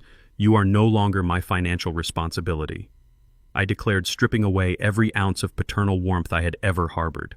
"I am terminating every single line of credit, every insurance policy, and every trust fund attached to your name.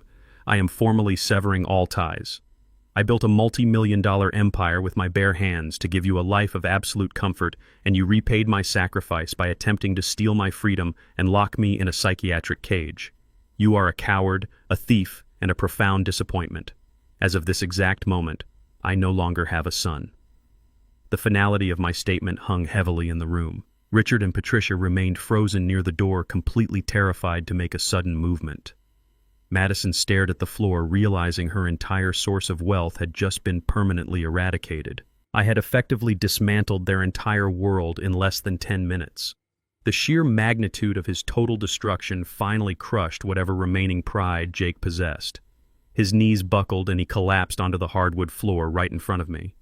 He grabbed the hem of my winter coat, tears streaming down his face in a pathetic display of delayed remorse. "Dad, please, I am so sorry."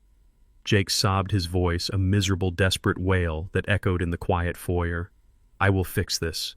I will pay it back. I will do whatever you want. Please do not throw me out. We are family.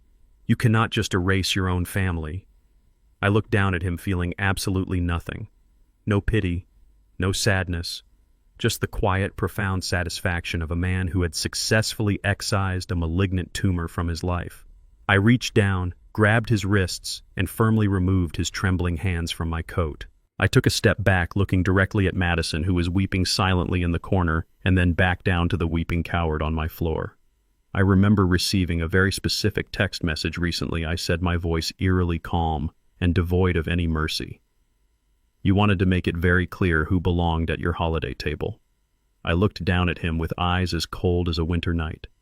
"This Christmas is just for family, Jake, and you have been permanently excluded. Get out of my house." The heavy oak door had slammed shut on my son and his wife, but the war was far from over. I knew that desperate people do not simply surrender when cornered. They lash out with whatever weapons they have left in their arsenal. Jake and Madison were staring down the barrel of immediate homelessness and looming federal indictments. Instead of seeking legal counsel or fleeing the state, they doubled down on their most despicable strategy yet. They truly believed that if they could strike first and legally invalidate my sanity, my accusations against them would be dismissed as the paranoid ramblings of a sick old man. Early Monday morning, they marched directly into the Fulton County Family Court. They were armed with the fabricated psychiatric evaluation they had purchased with stolen money from Dr. Arthur Evans. They presented a manufactured narrative of an elderly father suffering from severe and rapid onset dementia, claiming my recent financial lockdowns and the eviction notice were proof of my dangerous deterioration. They filed an emergency ex parte petition for temporary guardianship, pleading with the judge to freeze my assets immediately to prevent me from supposedly ruining my own legacy. It was the ultimate filthy move of two cornered criminals. Exactly 2 days after I threw them out of my living room, the inevitable consequence of their perjury arrived at my front door. I was sitting in my study finalizing the transfer of my commercial portfolios with Bradley over a secure line when I saw the flashing blue lights reflecting off my driveway through the window. I checked my security cameras. 2 marked Atlanta Police Department cruisers were parked aggressively near my front gate. 3 uniformed officers stepped out accompanied by a woman wearing a professional blazer and carrying a thick clipboard. This was the Emergency Intervention Unit from Adult Protective Services. Jake and Madison had successfully manipulated the system, leveraging their fake medical documents to trigger an immediate state intervention. I ended my call with Bradley, adjusted my suit jacket, and walked calmly to the foyer to greet my uninvited guests. When I opened the door, the officers instinctively tensed their hands, hovering near their duty belts. They were completely conditioned by the false narrative that I was a hostile, unpredictable, and potentially dangerous individual. The social worker stepped forward, her expression a mix of bureaucratic authority and cautious pity. She introduced herself as Agent Miller and informed me that they had received an urgent court-ordered mandate to conduct a comprehensive wellness check. She held up the emergency petition stating that immediate family members had reported severe cognitive decline and extreme paranoia. Agent Miller explained that a licensed psychiatrist had flagged me as an immediate danger to myself and my financial well-being. According to her paperwork, the court had issued a temporary 48-hour hold on my estate and ordered my immediate transportation to a state medical facility for an involuntary psychiatric evaluation. They expected me to shout, to resist, to prove the exact narrative my son had so carefully constructed. They anticipated a confused, angry elder fighting against the inevitable decline of his own mind. Jake and Madison had bet everything on the assumption that a proud, self-made man would react to police at his door with explosive indignation. I did not raise my voice. I did not glare at the officers or demand they leave my property. Instead, I stepped back, opened the door wide, and offered them a warm, polite smile. "Good morning, officers, and good morning, Agent Miller," I said, my voice projecting nothing but steady, reasoned authority. "Please come inside. It is freezing out there. Can I offer anyone a cup of coffee while we discuss this matter?"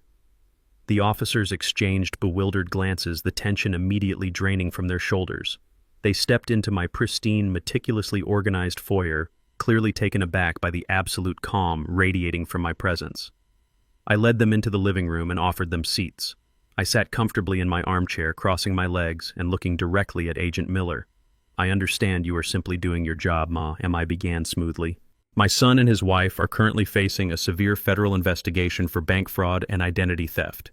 I evicted them from a property I own earlier this week. I assume this emergency petition is their retaliatory attempt to discredit me before the federal indictments are formally unsealed." Agent Miller blinked, her pen hovering over her clipboard. She looked around the immaculate room, then back at me. "Sir, this petition is backed by a medical diagnosis from a Dr. Arthur Evans," she stated, though her tone had lost its initial sharp edge. I nodded slowly, maintaining unbroken eye contact. "I am fully aware of Dr. Evans," I replied calmly. "He is a disgraced practitioner drowning in gambling debts who accepted a $10,000 bribe from my daughter-in-law to falsify that exact document. My corporate attorney has already forwarded the wire transfer receipts to the FBI." Agent Miller began asking her standard cognitive assessment questions. She asked me to state the date the current president and to count backward from 100 by sevens. I answered every single question flawlessly without a fraction of a second of hesitation. I then proceeded to outline the exact macroeconomic trends affecting the Atlanta commercial real estate market, detailing the specific interest rates on my various corporate holding accounts. I spoke with the precise, sharp vocabulary of a seasoned chief executive officer. The police officers stood by the doorway, shifting uncomfortably. They had been dispatched to handle a delusional, dangerous senior citizen, but instead they were receiving a masterclass in corporate finance from a man who was clearly sharper than anyone else in the room. One officer leaned over to his partner, whispering that this was clearly a massive waste of police resources. I did not fight the mandate. I told Agent Miller I was perfectly willing to accompany them to the medical facility to complete whatever evaluations the state required. My absolute compliance completely dismantled the hostile environment my son had tried to create. As I walked out of my front door and calmly climbed into the back of the police cruiser, I did not feel humiliated. I felt a profound, overwhelming sense of victory. Jake and Madison thought they were playing a brilliant offensive move, but they were too arrogant to realize they had just stepped directly onto a federal landmine. By submitting that fabricated psychiatric evaluation to a county judge and mobilizing state resources under false pretenses, they had escalated their crimes significantly. This was no longer just about stolen credit cards or a forged signature on a mortgage application. They had officially committed perjury in a court of law. They had weaponized state resources to commit documented, undeniable elder abuse. Submitting a forged medical document to a public authority is absolute legal suicide. The trap I had so carefully constructed was finally snapping shut with brutal, inescapable force. They had just handed the federal prosecutors the final nail for their own coffins. I sat back against the rigid seat of the police car, watching my estate roll past the window, completely at peace. The final curtain was about to drop on their pathetic charade, and they had absolutely no idea that their destruction was now guaranteed. 72 hours later, I was sitting in the austere, wood-paneled courtroom of the Fulton County Family Court. The emergency guardianship hearing had been fast-tracked due to the severity of the fabricated claims. Jake and Madison sat at the petitioner's table, trying their absolute hardest to project the image of deeply concerned, heartbroken family members. Their hired attorney, a slick-looking corporate litigator who clearly specialized in bulldozing vulnerable seniors, paced confidently in front of the judge. He launched into a meticulously crafted opening statement painting a grim, heavily stereotyped picture of me. He described a wealthy, aging black man who had completely lost his grip on reality, buckling under the pressure of managing a commercial empire. He twisted my years of hard work into a narrative of a declining mind. He stood before the judge and confidently argued that my recent financial lockdowns, the sudden eviction notices, and my absolute refusal to communicate with my son were undeniable textbook symptoms of severe, rapid-onset dementia. He painted me as a paranoid, dangerous liability to myself and to the multi-million-dollar construction business I had built from nothing. According to his dramatic performance, I was a tragic figure who desperately needed the swift, merciful intervention of a state-appointed guardian. He conveniently suggested my son Jake as the sole logical candidate to seize total, unrestricted control of my assets to protect the family legacy. I sat next to my attorney Crawford, maintaining a posture of absolute, unshakable calm. I did not glare at Jake. I did not scoff at the opposing counsel's ridiculous, offensive exaggerations. When the opposing lawyer finally concluded his theatrical monologue, he submitted the fraudulent psychiatric evaluation signed by Dr. Arthur Evans to the court clerk as his primary exhibit. The judge, a stern, no-nonsense woman with decades of experience on the bench, adjusted her reading glasses and glanced over the document. She then looked directly at Crawford, inviting the defense to respond. Crawford did not rush. He stood up with the lethal, measured grace of a predator that had successfully cornered its prey. He walked confidently to the center of the courtroom, carrying a thick, heavily sealed leather binder. "Your Honor?" Crawford began, his voice echoing with absolute authority. "Opposing counsel has just presented a narrative of a fragile, deteriorating man. However, the medical reality of my client's cognitive health paints a vastly different, undeniable picture." Crawford opened the binder and extracted 3 pristine, formally notarized medical files. With a sharp, deliberate motion, he placed them directly onto the judge's bench. "These are comprehensive, independent psychiatric and neurological evaluations conducted within the last 5 days," Crawford stated firmly. "They were performed by the chief directors of neurology and clinical psychiatry at Emory University Hospital, Piedmont Healthcare, and Grady Memorial. Each of these highly respected top-tier medical professionals subjected Mr. Xavier to grueling, exhaustive cognitive stress tests, including brain imaging and behavioral profiling." I watched the opposing counsel's confident smirk instantly falter. Jake shifted uncomfortably in his chair, his eyes darting toward the thick stack of legitimate medical files. Crawford continued breaking down the results with surgical precision. The evaluations are unanimous, Your Honor. My client scored flawlessly on every executive functioning metric. His mental acuity, financial literacy, and psychological stability are absolutely impeccable. The medical consensus is that he possesses the cognitive sharpness of a man decades his junior. He is not merely competent to manage his commercial empire, he is actively thriving. The diagnosis presented by the petitioners is not a simple medical error. It is a complete manufactured fiction designed to facilitate an illegal hostile takeover of my client's massive financial estate. The judge slowly lowered Dr. Evans's document, her expression darkening as she began to flip through the heavily certified reports from the state's most prestigious medical institutions. The atmosphere in the courtroom instantly shifted from a routine guardianship dispute to the epicenter of a massive criminal conspiracy. Jake and Madison were now visibly panicking. Madison was whispering frantically into her lawyer's ear, but the attorney looked completely paralyzed, his face draining of color as he realized he had just submitted a fraudulent document into the court record. But Crawford was not finished. He turned his attention directly to the petitioner's table, locking eyes with my terrified daughter-in-law. Your Honor, Crawford said, his tone dropping to a dangerous, icy pitch.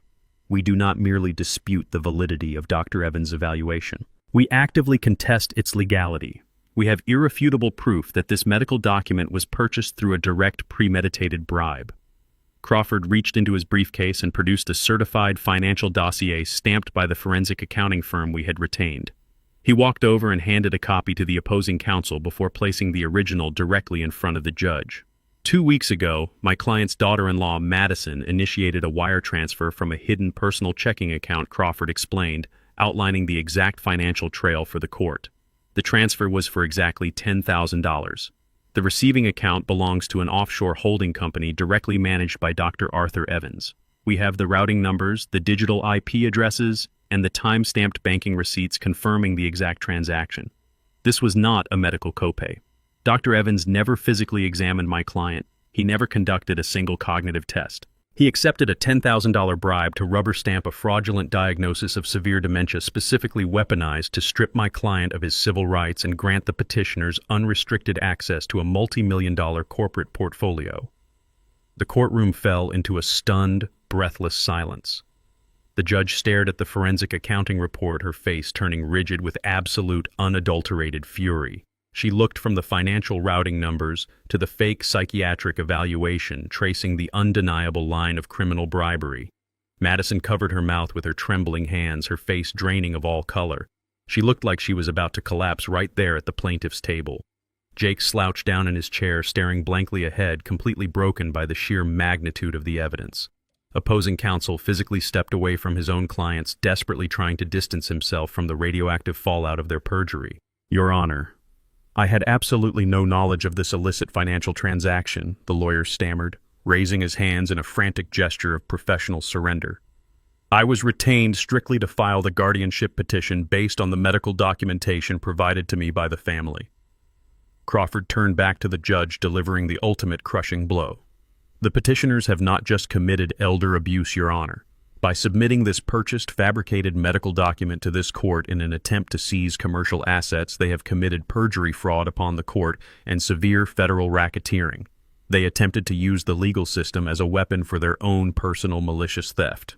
The judge slammed her wooden gavel down with a sharp explosive crack that made both Jake and Madison flinch violently in their seats. I am dismissing this guardianship petition immediately with extreme prejudice, she declared, her voice radiating pure judicial wrath. This is one of the most despicable, brazen attempts at financial exploitation I have ever witnessed in my courtroom. She immediately motioned for the court bailiff to step forward. I am signing an emergency bench warrant for the immediate arrest of Dr. Arthur Evans for medical fraud, bribery, and perjury. Furthermore, I am holding the petitioners in direct contempt of court pending further investigation. She looked directly at my son and his wife, her eyes burning with absolute disgust. Jake and Madison sat frozen in pure terror, the reality of their total destruction finally crushing them under its weight. But the absolute worst was yet to come. Crawford leaned forward and casually informed the judge that a complete duplicate of this entire evidentiary file, including the forged commercial mortgage and the fraudulent credit lines, had already been officially submitted to the Federal Bureau of Investigation earlier that morning. Madison let out a choked, terrified sob. Jake turned an ashen, sickly gray, realizing they were no longer dealing with a frustrated family court judge. They had just been handed over to the federal government. The devastating reality of federal bank fraud is that it does not operate on a local timeline or offer polite administrative warnings. It operates with overwhelming and orchestrated precision. The morning of the 6th day of their strict 7-day eviction notice broke with a heavy, gray, overcast sky looming over the upscale Buckhead neighborhood. Jake and Madison had spent the last 48 hours frantically attempting to secure a cheap rental unit and a moving truck. Their resources were completely depleted by my global financial freeze and the catastrophic fallout of their failed family court ambush. They genuinely believed their primary immediate crisis was simply vacating my property before I filed criminal trespassing charges against them. They were entirely oblivious to the massive invisible net that had already been cast over their lives by the federal government. At precisely 6 a.m, long before the affluent neighborhood had fully woken up, a fleet of unmarked dark SUVs and distinctly marked federal vehicles rolled silently into the cul-de-sac. They systematically blocked every possible exit route, completely surrounding the luxury townhouse I had funded for the past 3 years. Federal agents clad in tactical gear and windbreakers bearing the bold yellow letters of the FBI stepped out onto the pristine pavement in perfect synchronization. The trap had officially been sprung. Jake was outside on the manicured front lawn, struggling to load a heavy designer armchair into the back of a rented moving box truck. He looked disheveled and exhausted, the physical manifestation of his rapidly collapsing world. When the federal agent swarmed the driveway, he froze completely, dropping the expensive piece of furniture onto the damp grass with a dull thud. 2 agents immediately approached him, their voices ringing out with absolute and undeniable authority. They ordered him to step away from the vehicle and place his hands behind his head.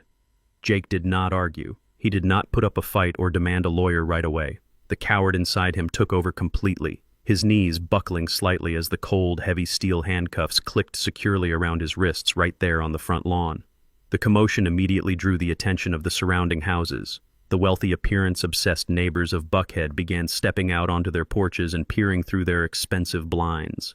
They stood holding their morning coffees as they witnessed the spectacular downfall of the neighborhood's most pretentious couple. Madison stumbled out of the front door a moment later, clutching a cardboard box full of her designer cosmetics. When she saw her husband being read his Miranda rights and physically searched against the side of a federal vehicle, she dropped the box. Expensive glass bottles shattered across the concrete walkway. Madison let out a piercing, hysterical scream that echoed through the quiet cul-de-sac. It was not a scream of heartbreak or concern for her husband. It was a scream of pure, unadulterated humiliation. The flawless high society image she had so desperately curated online was being publicly executed in front of the very peers she had spent years trying to impress. Federal agents swiftly moved to detain her as well, placing her in handcuffs while she sobbed and begged the neighbors to stop staring. She pleaded with the agents to let her cover her face, utterly terrified of being seen without her glamorous facade. They offered her no such luxury. She was escorted down the driveway, her designer ski jacket swapped for the harsh reality of federal custody, while the entire block watched her manufactured royalty dissolve into profound disgrace. The federal sweep was not confined to the Buckhead townhouse. 30 miles away, in an exclusive gated suburban community, a secondary team of federal agents descended upon the sprawling estate of Richard and Patricia. The orchestrators of the forged commercial mortgage were rudely awakened by the thunderous pounding of federal authorities executing a high-risk search and seizure warrant. Richard, the arrogant patriarch who had boasted about bypassing commercial lending protocols at my dining table, was escorted out of his massive front doors in his silk pajamas and a pair of handcuffs.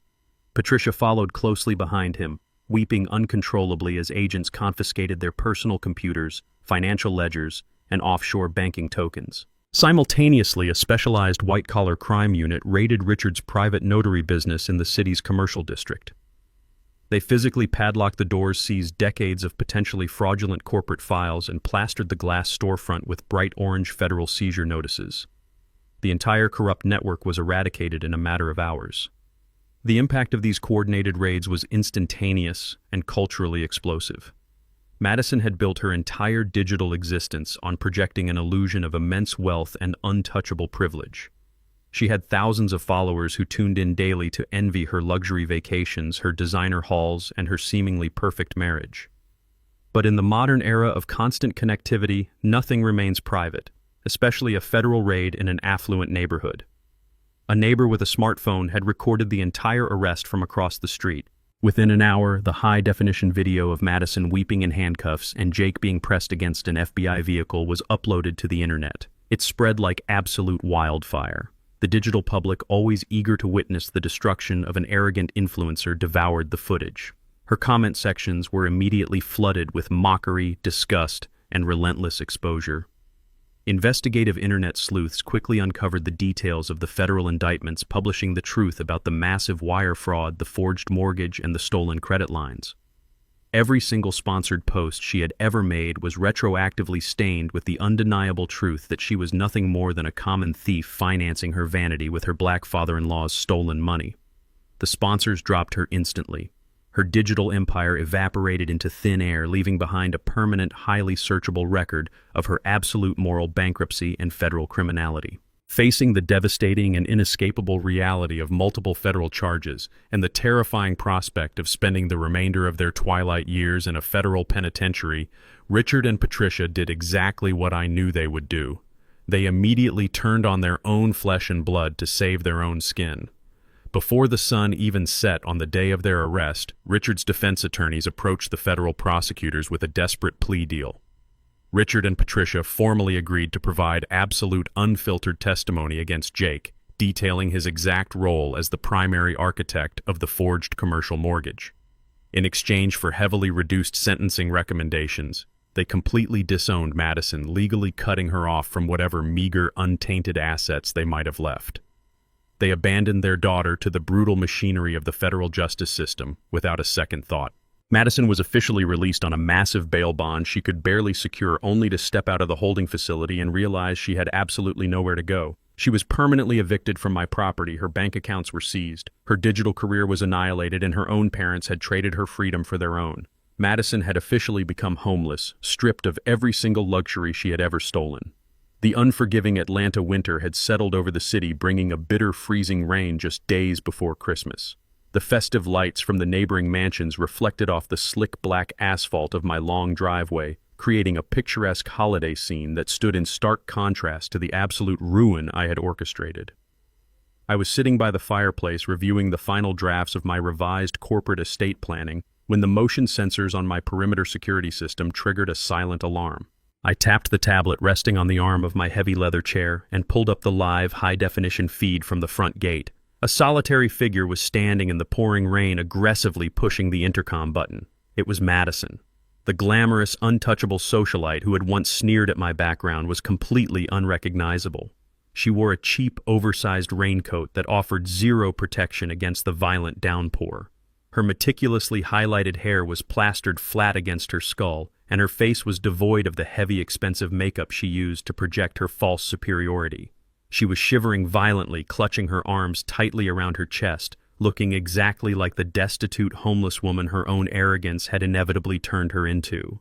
All her manufactured pride, her boundless entitlement, and her arrogant vanity had been completely washed away by the storm and the crushing weight of the federal justice system. I watched her on the glowing screen for a full 2 minutes before I finally pressed the button to disengage the pedestrian gate. I wanted her to feel the biting cold, to truly understand the profound physical discomfort of having absolutely nowhere else to turn. She practically sprinted up the winding stone driveway, her soaked sneakers slapping loudly against the wet pavement. By the time she reached my covered front porch, she was gasping for air, her teeth chattering audibly. I walked slowly to the foyer, disengaged the heavy steel deadbolt, and opened the door just enough to look down at her. The exact moment she saw me, her knees instantly buckled. She collapsed onto the hard, freezing tiles of my porch, weeping with a pathetic, theatrical desperation. "Xavier, please," she sobbed, her voice cracking as she reached out a trembling hand toward my polished shoes. "You have to help me. You have to call your lawyers and make the federal agents stop. I have absolutely nothing left." She tilted her head up the freezing rain, mixing with her mascara-stained tears, trying desperately to weaponize her vulnerability, just as she had once weaponized my stolen credit cards. My parents cut me off entirely. She cried, her words tumbling out in a frantic, rehearsed rush. They blocked my number and told their corporate lawyers to throw me to the wolves to save their own business. They left me with nothing. And Jake Xavier, you have to believe me, Jake lied to me about everything. She swore the $10,000 wire transfer to the corrupt psychiatrist was Jake's idea, claiming she was terrified of what he would do if she refused to authorize the payment from her hidden account. He told me the credit card money was yours, that you wanted us to have it. I did not know he forged your signature on that commercial mortgage. He manipulated me. He used my bank accounts to hide his criminal tracks. I was just a naive wife trying to support her husband. I stood perfectly still, letting the freezing wind blow into the warm foyer, completely unaffected by her dramatic performance. It was the classic, highly predictable defense mechanism of a cornered narcissist. When faced with absolute, unavoidable accountability, she immediately attempted to rewrite history, casting herself as the tragic, unwitting victim of the very men she had actively conspired with. She expected me to see a helpless, abandoned daughter-in-law. She expected my protective instincts to magically override my logic, hoping that the impending holiday season would somehow soften my resolve and grant her a miraculous financial pardon. I looked down at the shivering, pathetic woman groveling on my doorstep, feeling an absolute glacial calm settle over my entire being. I watched the sheer desperation contort her features, a stark contrast to the smug, entitled woman who had sat at my dining table just weeks prior boasting about a coastal vacation villa bought with my stolen money. She was a master manipulator, stripped of her audience, performing a tragic play for a completely empty theater. There was no urge to reach down and offer her a comforting embrace. There was no lingering trace of familial obligation. "You are wasting your breath, Madison," I stated, my voice cutting through the sound of the pouring rain with lethal, surgical precision. "Do not insult my intelligence by standing on my porch and pretending you were a naive, manipulated bystander. I have the bank records. I have the receipts from the luxury ski resort in Aspen. I have the recorded audio of you explicitly instructing my son to bribe a disgraced doctor so you could lock me in a psychiatric ward and steal my entire life's work. You were not a victim of your husband or your corrupt parents. You were the eager, greedy architect of your own spectacular destruction." She flinched violently, as if I had physically struck her, letting out a sharp, choked gasp. "Xavier, please, I will be sleeping on the streets for Christmas," she begged, crawling slightly closer, her wet hands leaving damp, dirty marks on my pristine threshold. "I am begging you on my knees to show some mercy." I reached into the breast pocket of my tailored suit jacket. I did not pull out a legal waiver or a phone to call my defense attorney. I pulled out my leather money clip. I extracted a single crisp $20 bill and let it fall from my fingers. The green paper fluttered through the cold air and landed directly in the puddle of freezing rainwater pooling around her knees. "There is your mercy," I commanded, my tone completely devoid of any human warmth. "Take that $20. Walk to the nearest 24-hour diner, buy yourself a cup of black coffee, and use the remaining hours of the night to sit in the corner and deeply reflect on the absolute magnitude of your own greed. Realize that every ounce of suffering you are experiencing right now is the direct, unchangeable consequence of your own vicious arrogance. Do not ever return to this property. If you step foot on my driveway again, I will have the Atlanta police arrest you for criminal trespassing." Madison stared at the damp $20 bill on the ground, her eyes wide with sheer, unadulterated horror. She finally realized that the Bank of Xavier was permanently, irrevocably closed, and no amount of crying would ever pry it open again. I stepped back into my warm, secure home, looked her directly in the eye one final time, and slammed the heavy oak door shut. The loud final click of the deadbolt echoing through the quiet foyer was the most satisfying sound I had heard all year. The brutal consequences of that freezing night materialized rapidly inside the federal courthouse just a few weeks later. The high-profile criminal trial officially commenced, drawing intense media scrutiny to the spectacular public collapse of our family dynamic. Jake sat at the defense table wearing an ill-fitting suit, looking like a hollowed-out shell of the arrogant man he used to be. He nervously scanned the crowded courtroom, desperately waiting for his highly paid legal team to present a unified defense strategy. Instead, the lead federal prosecutor stood up and delivered the ultimate, devastating twist. Madison was not sitting at the defense table next to her husband. She had bypassed the trial entirely. Facing decades in a federal penitentiary, she had ruthlessly executed her final act of self-preservation.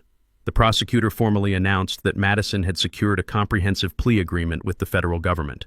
In exchange for heavily reduced sentencing recommendations and total immunity from specific wire fraud charges, she had provided absolute, unfiltered testimony detailing every single aspect of the commercial mortgage forgery, placing the entirety of the criminal blame squarely onto Jake's shoulders. She had handed the prosecutors the financial routing numbers, the timeline of the forged signatures, and the exact details of the corrupt notary process. Jake physically slumped in his chair, all the color draining rapidly from his face as he stared at the prosecutor in pure, unadulterated shock. He had sacrificed his relationship with his father to fund his wife's vanity, and in return she had flawlessly handed him over to the federal prison system to save herself. The sentencing hearing convened 3 weeks later in a solemn, heavy, wood-paneled federal courtroom in downtown Atlanta. The atmosphere was completely devoid of the chaotic, screaming accusations that had polluted my living room months prior. This space demanded absolute reverence, governed by the cold, mechanical reality of the federal justice system. The gallery was quiet, the silence broken only by the muffled shuffling of legal documents. Jake sat at the defense table wearing a standard-issue prison jumpsuit, his posture entirely defeated. His high-priced defense attorney, clearly realizing he was fighting a losing battle against a mountain of irrefutable forensic evidence, and a cooperating witness, stood up to offer a remarkably weak plea for leniency. The lawyer fumbled through a pathetic, disjointed narrative, attempting to frame my son as a desperate, misguided young man who had simply crumbled under the overwhelming financial pressures of modern society. He dared to suggest that this was merely a family misunderstanding that had tragically spiraled out of control. It was an insulting, hollow defense. You do not accidentally forge a commercial mortgage, systematically drain credit lines, and attempt to bribe a disgraced psychiatrist into locking your own father in a mental institution. The federal judge, a distinguished man with zero tolerance for white-collar predators, stared down from the bench with absolute disgust, completely unmoved by the lawyer's desperate performance. The judge adjusted his microphone and began to read the final, unalterable judgments. His voice echoed across the courtroom, striking like a physical blow against the defendants. He systematically dismantled every single excuse the defense had presented, highlighting the sheer, premeditated cruelty of their actions. For the charges of federal wire fraud, aggravated identity theft, and conspiracy to commit elder abuse, the judge sentenced Jake to 8 years in a federal penitentiary. There would be no early parole for good behavior in the federal system. Jake would spend the next decade of his life locked in a concrete cell, stripped of every luxury he had ever stolen. The judge then turned his piercing gaze toward Richard. For his role as the architect of the bank fraud, actively utilizing his state-sanctioned authority to authenticate forged commercial documents and launder stolen funds, Richard was sentenced to 3 years in federal prison.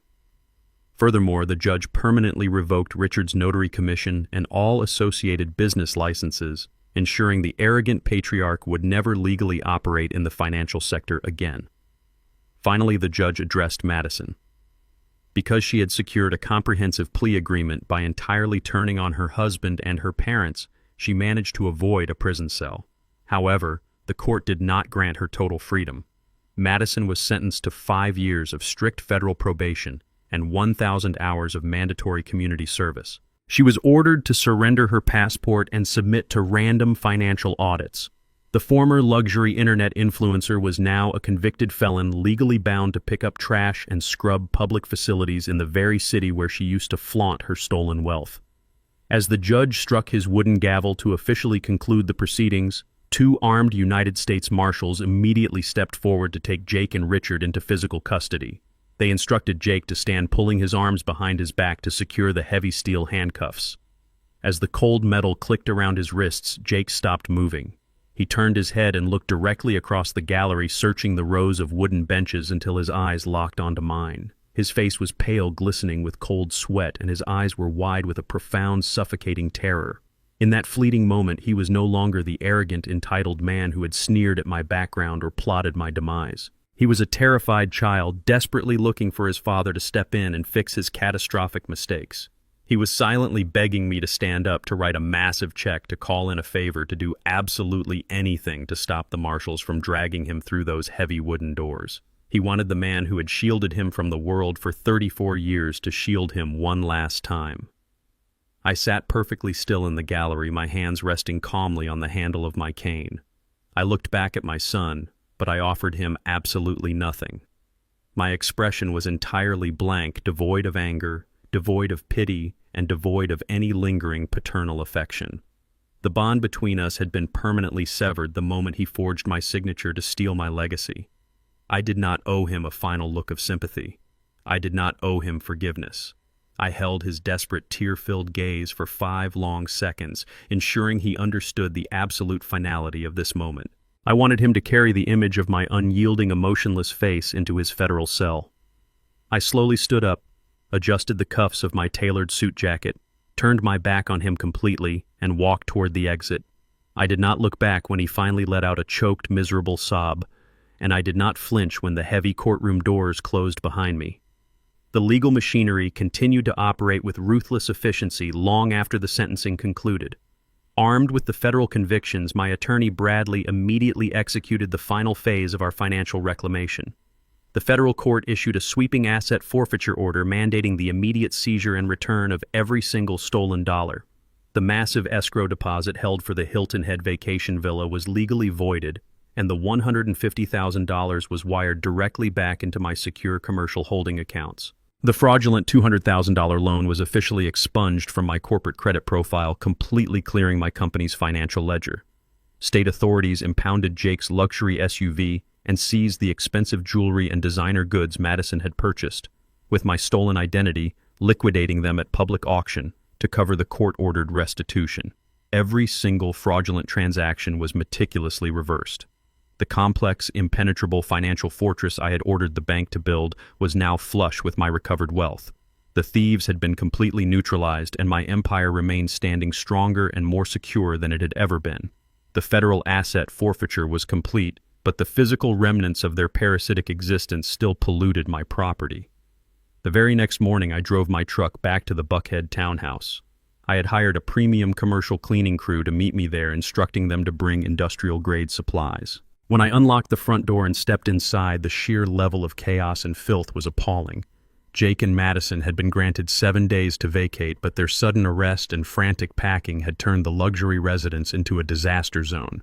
Half-empty wine glasses sat on the expensive countertops, staining the marble. Trash bags overflowed in the kitchen, and discarded takeout boxes littered the hardwood floors. The air smelled stale, a mixture of cheap panic and abandoned entitlement. It was a physical manifestation of their chaotic, disorganized minds. I stood in the foyer observing the wreckage of their fake high society life. They lived like reckless children, completely incapable of maintaining the pristine environment they so desperately projected online. I signaled the cleaning crew to begin their work, ordering them to strip the property down to its bare original foundation. I walked up the sweeping staircase to the master suite, stepping over discarded hangers and crumpled clothing. The walk-in closet was a staggering monument to Madison and her unhinged vanity. In her frantic rush to secure bail and flee the federal indictments, she had left behind dozens of items she deemed too bulky or insignificant to carry. But to a man who knew the exact value of a dollar, the sheer volume of abandoned wealth was sickening. Rows of designer high heels lined the custom shelving. Silk dresses, cashmere sweaters, and limited-edition leather handbags were haphazardly tossed onto the floor. I recognized several pieces instantly from the fraudulent credit card statements I had reviewed at the bank. Every single stitch of fabric in this room was paid for with my stolen identity. I did not feel angry looking at the expensive mountain of discarded garments. I felt a cold, sharp resolve. I walked over to the center island and grabbed a stack of heavy-duty contractor bags. I began systematically sweeping her expensive wardrobe into the thick black plastic. I did not fold anything. I treated the $1,000 shoes and silk scarves with the exact same level of respect she had shown my family legacy. I tossed everything into the bags, clearing the shelves with swift mechanical precision. Jake had left behind expensive golf clubs he never used, custom-tailored suits for business meetings he never attended, and high-end electronics. I bagged those up as well. I moved from room to room, stripping the townhouse of every single luxury item they had hoarded. The expensive velvet sofas, the imported dining chairs, the modern art pieces they had bought to impress their shallow internet followers were all dragged to the center of the living room. I evaluated the massive pile of luxury goods. It was easily worth tens of thousands of dollars, a fortune built entirely on deceit. I was not going to sell it to recoup my losses. My accounts were already restored by the federal courts. I had a much more permanent transformative destination in mind for their abandoned vanity. I pulled out my phone and dialed the direct line to a prominent women's shelter operating in the heart of downtown Atlanta. It was a facility I had occasionally sponsored through my construction firm's corporate outreach programs dedicated to helping domestic violence survivors and homeless women reintegrate into the workforce. The shelter director, a formidable woman named Sarah, answered promptly. I did not waste time with pleasantries. I told her I had a massive corporate donation ready for immediate pickup. I described the pristine condition of the designer clothing, the high-end professional suits, the unworn winter coats, and the pristine furniture. I informed her that I would personally cover the cost of a moving truck if she could send a team to the Buckhead address within the hour. Sarah was momentarily speechless before expressing her profound gratitude, explaining how high-quality professional attire would radically change the job interview prospects for dozens of the women under her care. I hung up the phone and looked at the black bags piled high in the living room. Madison had bought these clothes to project a toxic artificial superiority over other people. She had used my money to construct a throne of vanity, weaponizing her wardrobe to make other women feel inadequate. Now those exact same garments were going to shield vulnerable women from the freezing Atlanta winter. Her expensive tailored blazers would be worn by mothers stepping into job interviews to rebuild their shattered lives. The velvet sofas where Jake had lounged while plotting to lock me in a psychiatric ward would furnish a safe haven for families escaping abuse. I was taking the physical manifestations of their profound greed and forcefully transforming them into tangible life-saving value. When the shelter's moving truck arrived, I personally helped the volunteers load every single item into the cargo bay. I watched them carry out the expensive leather handbags and the pristine dining set. With every piece of furniture that left the property, the townhouse felt lighter, scrubbed clean of the parasitic energy that had infected it for 3 years. I stood on the porch and watched the truck pull out of the driveway, carrying away the last physical remnants of my son and his fraudulent wife. The house was entirely empty, echoing with the clean, sharp silence of absolute restoration. The physical cleanup was complete, but I had one final permanent legal adjustment to make. Later that afternoon, I drove directly back to Crawford's downtown law office. The physical property was clean, but my corporate legacy required a permanent, airtight sanitation. I sat at his heavy mahogany table as he presented the freshly drafted legal documents. This was my new, irrevocable last will and testament. I picked up my gold pen and reviewed the sweeping changes we had implemented. Every single trace of my son had been systematically eradicated from the paperwork. Jake's name did not appear as a beneficiary, a trustee, or an alternate executor. He was legally erased from my bloodline. Instead, my multi-million-dollar construction empire, my commercial real estate portfolios, and my liquid assets were entirely entrusted to a newly established philanthropic foundation. The entirety of my wealth was legally bound to fund full-ride engineering and architecture scholarships for underprivileged African-American youth across the state of Georgia. I signed my name on the dotted line with swift, fluid, commanding strokes, transferring my life's work to the next generation of builders who actually possessed the hunger and discipline I once had. I handed the pen back to Crawford, the ink drying on the final decree of my absolute liberation. The empire was secured, the traitors were banished, and my legacy was untouchable. The sharp winter winds of late December swept through the sprawling oak trees lining my long driveway, but inside the heavy brick walls of my estate the air was remarkably still. Christmas Eve had finally arrived in Atlanta. My home was brilliantly illuminated with warm amber lights casting long, comforting shadows across the polished hardwood floors and the soaring vaulted ceilings. Yet for the first time in a grueling decade, the house was completely and beautifully silent. There were no shrill, demanding voices echoing from the kitchen, complaining about the expensive catering not being up to their impossible standards. There were no passive-aggressive arguments over designer gifts that cost more than a reliable used car. There were no tense manufactured smiles forced for the sake of social media photographs, and absolutely no underlying currents of greed poisoning the festive atmosphere. The suffocating artificial performance that had defined my holidays for years was entirely gone.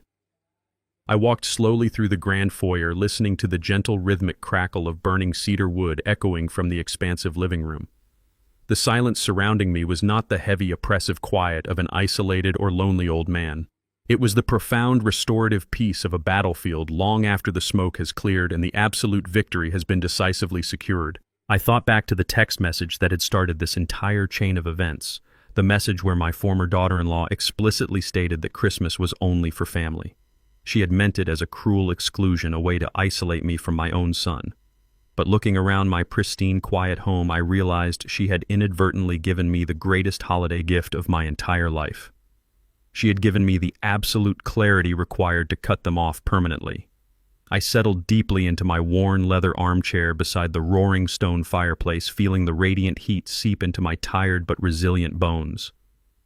I reached over to the heavy mahogany side table and poured myself a generous measure of aged Kentucky bourbon into a heavy crystal glass. I raised the amber liquid toward the dancing flames, watching the firelight refract through the intricate cuts of the crystal, and took a slow, savoring sip. The rich, smoky burn trailing down my throat felt like a physical celebration of pure, unadulterated freedom. For over 34 years, I had carried the crushing, unyielding weight of blind paternal responsibility squarely on my shoulders. I had operated under the flawed traditional assumption that a father's ultimate duty was to provide an impenetrable financial shield for his son, regardless of the son's weak character or malicious actions. I had allowed my own flesh and blood to transform into a malignant tumor, a parasitic growth that fed voraciously on my hard-earned success while actively attempting to destroy the host. Excising that tumor had required a brutal, merciless legal and financial surgery, but sitting here in the quiet warmth of my home, I realized the operation was an absolute, undeniable success. I was completely cured. I took another slow sip of the bourbon, letting a genuine, relaxed smile stretch across my face. I did not have to worry about incoming federal fraud alerts on my phone. I did not have to brace myself for manipulative text messages requesting thousands of dollars for frivolous mountain vacations. I did not have to sleep with one eye open, wondering if my own family was actively conspiring with corrupt medical professionals to lock me inside a state psychiatric ward to steal my empire. My mind, my massive wealth, and my hard-fought legacy belonged entirely to me once again. Knowing that my commercial portfolios would now fund full-ride scholarships for brilliant, underprivileged youth from my old neighborhoods brought me a level of satisfaction that buying luxury cars for an ungrateful son never could. The emotional liberation was absolutely intoxicating. I looked around the empty, glowing room and felt a profound sense of lightness. I had spent so many years trying to buy the loyalty of a coward and the respect of an arrogant fraud. Now separated entirely from their toxic, draining orbit, I felt 20 years younger. The heavy iron chains of obligatory suffering had been permanently shattered. The sharp, melodic chime of my front doorbell suddenly broke the tranquil silence of the living room, pulling me from my deep reflections. I glanced at the grandfather clock ticking in the corner, slightly confused. It was nearly 7 o'clock on Christmas Eve, a time strictly reserved for private family dinners across the city. I set my crystal glass down on the side table and walked unhurriedly toward the foyer, checking the high-definition security monitor mounted by the door. I expected to see a lost delivery driver or perhaps a confused courier. Instead, a wide, genuine smile broke across my face, crinkling the corners of my eyes. Standing on my freezing front porch, bundled in heavy winter coats, thick wool hats and scarves, was a small, boisterous crowd of incredibly familiar faces. I unlocked the heavy steel deadbolt and pulled the door wide open, letting the crisp winter air rush inside. Standing at the forefront was Tyrone, my very first site foreman, a man who had poured thousands of yards of concrete and framed dozens of buildings by my side during the brutal, unforgiving early days of my construction firm. Behind him stood his wife, holding a massive foil-wrapped roasted turkey that smelled absolutely incredible, the rich scent of herbs and spices cutting through the cold air. Flanking them were several of my oldest, most loyal friends from the days before I moved into this upscale estate, including Miss Clara, a retired school teacher who had lived next door to me when I was just starting out. Alongside them were a few of the senior architects and master carpenters who had helped me design and build my very first commercial high-rises. They were holding fresh-baked sweet potato pies, bottles of rich red wine, and large steaming containers of homemade collard greens, candied yams, and macaroni and cheese. "Xavier, you old stubborn mule." Tyrone boomed, his deep, gravelly voice carrying over the whistling winter wind as he stepped forward to pull me into a massive, bone-crushing hug. "We heard through the local grapevine that you were spending the holidays flying solo this year. We decided there was absolutely no way in hell we were going to let the man who helped put our kids through college sit in this big, empty fortress all by himself on Christmas Eve. We brought the dinner directly to you." I stepped back, genuinely moved by the unexpected, profound display of loyalty. These were not polished, pretentious socialites looking to secure a line of credit or an aggressive down payment for a vacation home. These were hard-working, honest, salt-of-the-earth people. They were the men and women who had bled with me, sweated with me, and stood firmly by my side when my bank account was completely empty and my dreams were just blueprints on a dusty table.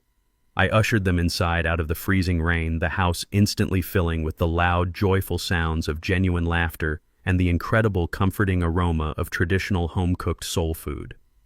They marched directly into my massive kitchen, effortlessly taking over the pristine marble space, laughing and joking as they unpacked the massive feast on my countertops. As I stood by the kitchen island, watching Tyrone carve the golden turkey and listening to the loud, unpretentious stories echoing off the dining room walls, a profound, unshakable realization washed over my soul. True, unbreakable joy does not inherently come from those who happen to share your bloodline. Blood simply makes you biologically related, but consistent loyalty, unwavering respect, and genuine unprompted gratitude are what actually forge a family. For years, I had hosted lavish, incredibly expensive holiday dinners filled with ungrateful parasites who secretly wished for my demise, smiling to my face while plotting to steal my life's work. Tonight, surrounded by the rough, honest hands of the people who had actually helped me build my kingdom from the dirt, I felt a deep, overwhelming sense of absolute belonging. We all gathered around the massive dining table and raised our glasses in a unified, heartfelt toast, the rich ruby wine catching the warm, dancing light of the nearby fireplace. There were no hidden agendas sitting at my table tonight. There was no subtle manipulation, no underlying deceit, and no impending federal indictments hanging over our heads.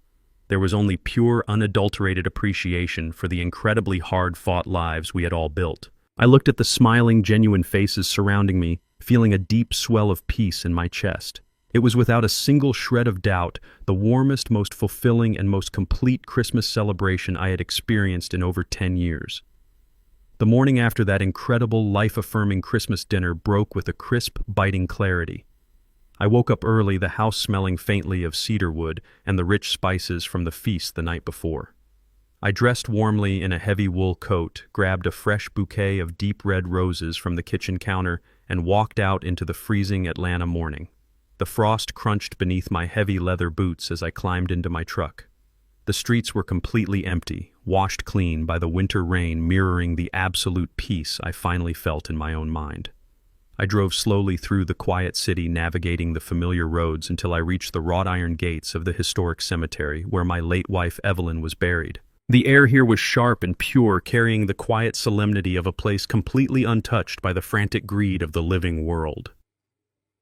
I walked down the stone path, my breath pluming in the frigid air, until I reached the polished black marble headstone that bore her name. I brushed a light dusting of frost off the engraved letters, laid the red roses down gently, and stood perfectly still. I did not shed a single tear as I stood over her resting place. There was no overwhelming sorrow left in my heart, only the profound, absolute stillness of a man who had successfully completed his final, most critical mission. "We did it, Evelyn." I spoke aloud, my voice steady and unwavering in the quiet morning air. I protected the empire we built together. I stood there and recounted the entire grueling ordeal to the cold marble stone exactly as if she were standing right beside me. I told her how our son had allowed himself to be corrupted by vanity, how he had aligned himself with thieves, and how he had actively conspired to strip away my freedom and lock me in a psychiatric ward just to drain our bank accounts. I explained the precise, ruthless steps I took to dismantle their fraudulent reality, severing the financial lifelines and handing them directly over to the federal justice system. I did not flinch when I told her about Jake sitting in a federal penitentiary. I knew with absolute certainty that Evelyn would have demanded the exact same uncompromising justice. We spent decades pouring concrete, reviewing blueprints late into the night, and sacrificing our own comfort to build a fortress of wealth for our family. We hauled bricks when our hands were bleeding, and we saved every penny so our bloodline would never know the brutal sting of poverty. But we did not build this monumental legacy to fund the pathetic, shallow delusions of a coward and a fraud. I made sure every single dime they stole was legally recovered and permanently locked away. I legally wiped his name from the inheritance.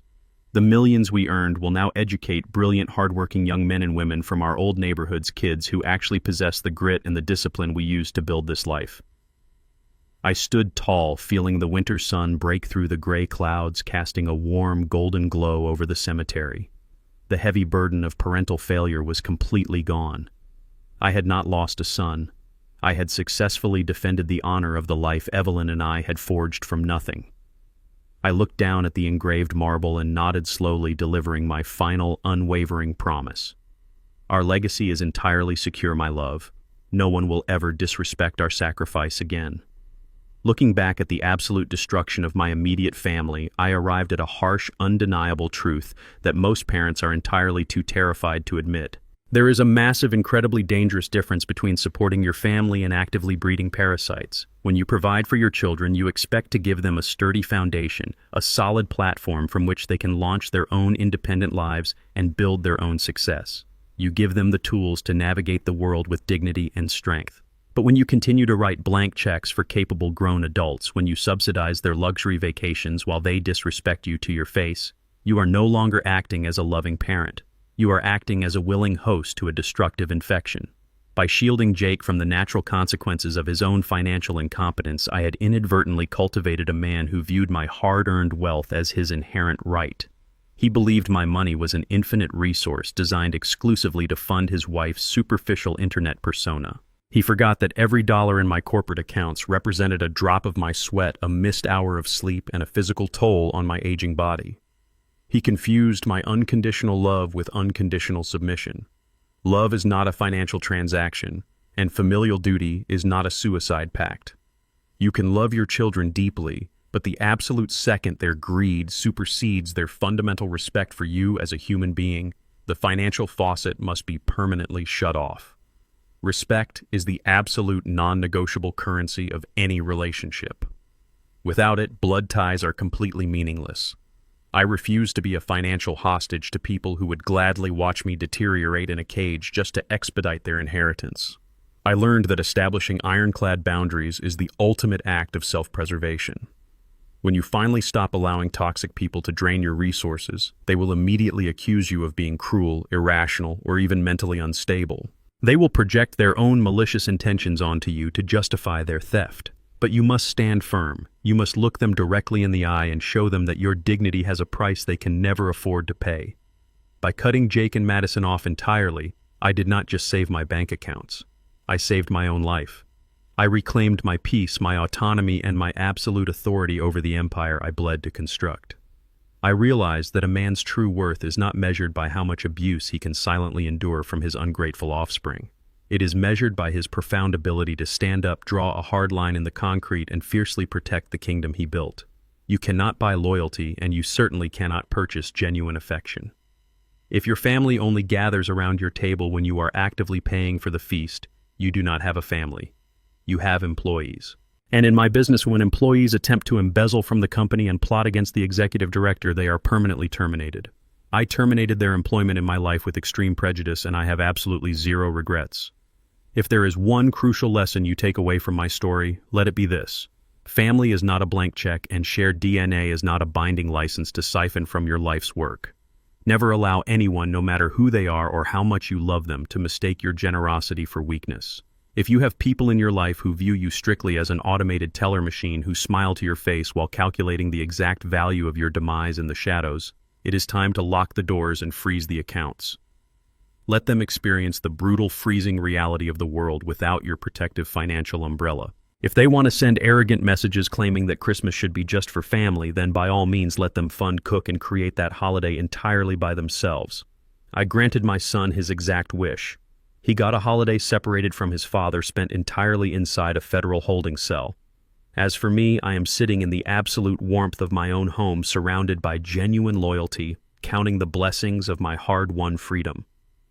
I built this empire with my own two hands, and for the rest of my days, I intend to fully, unapologetically enjoy it.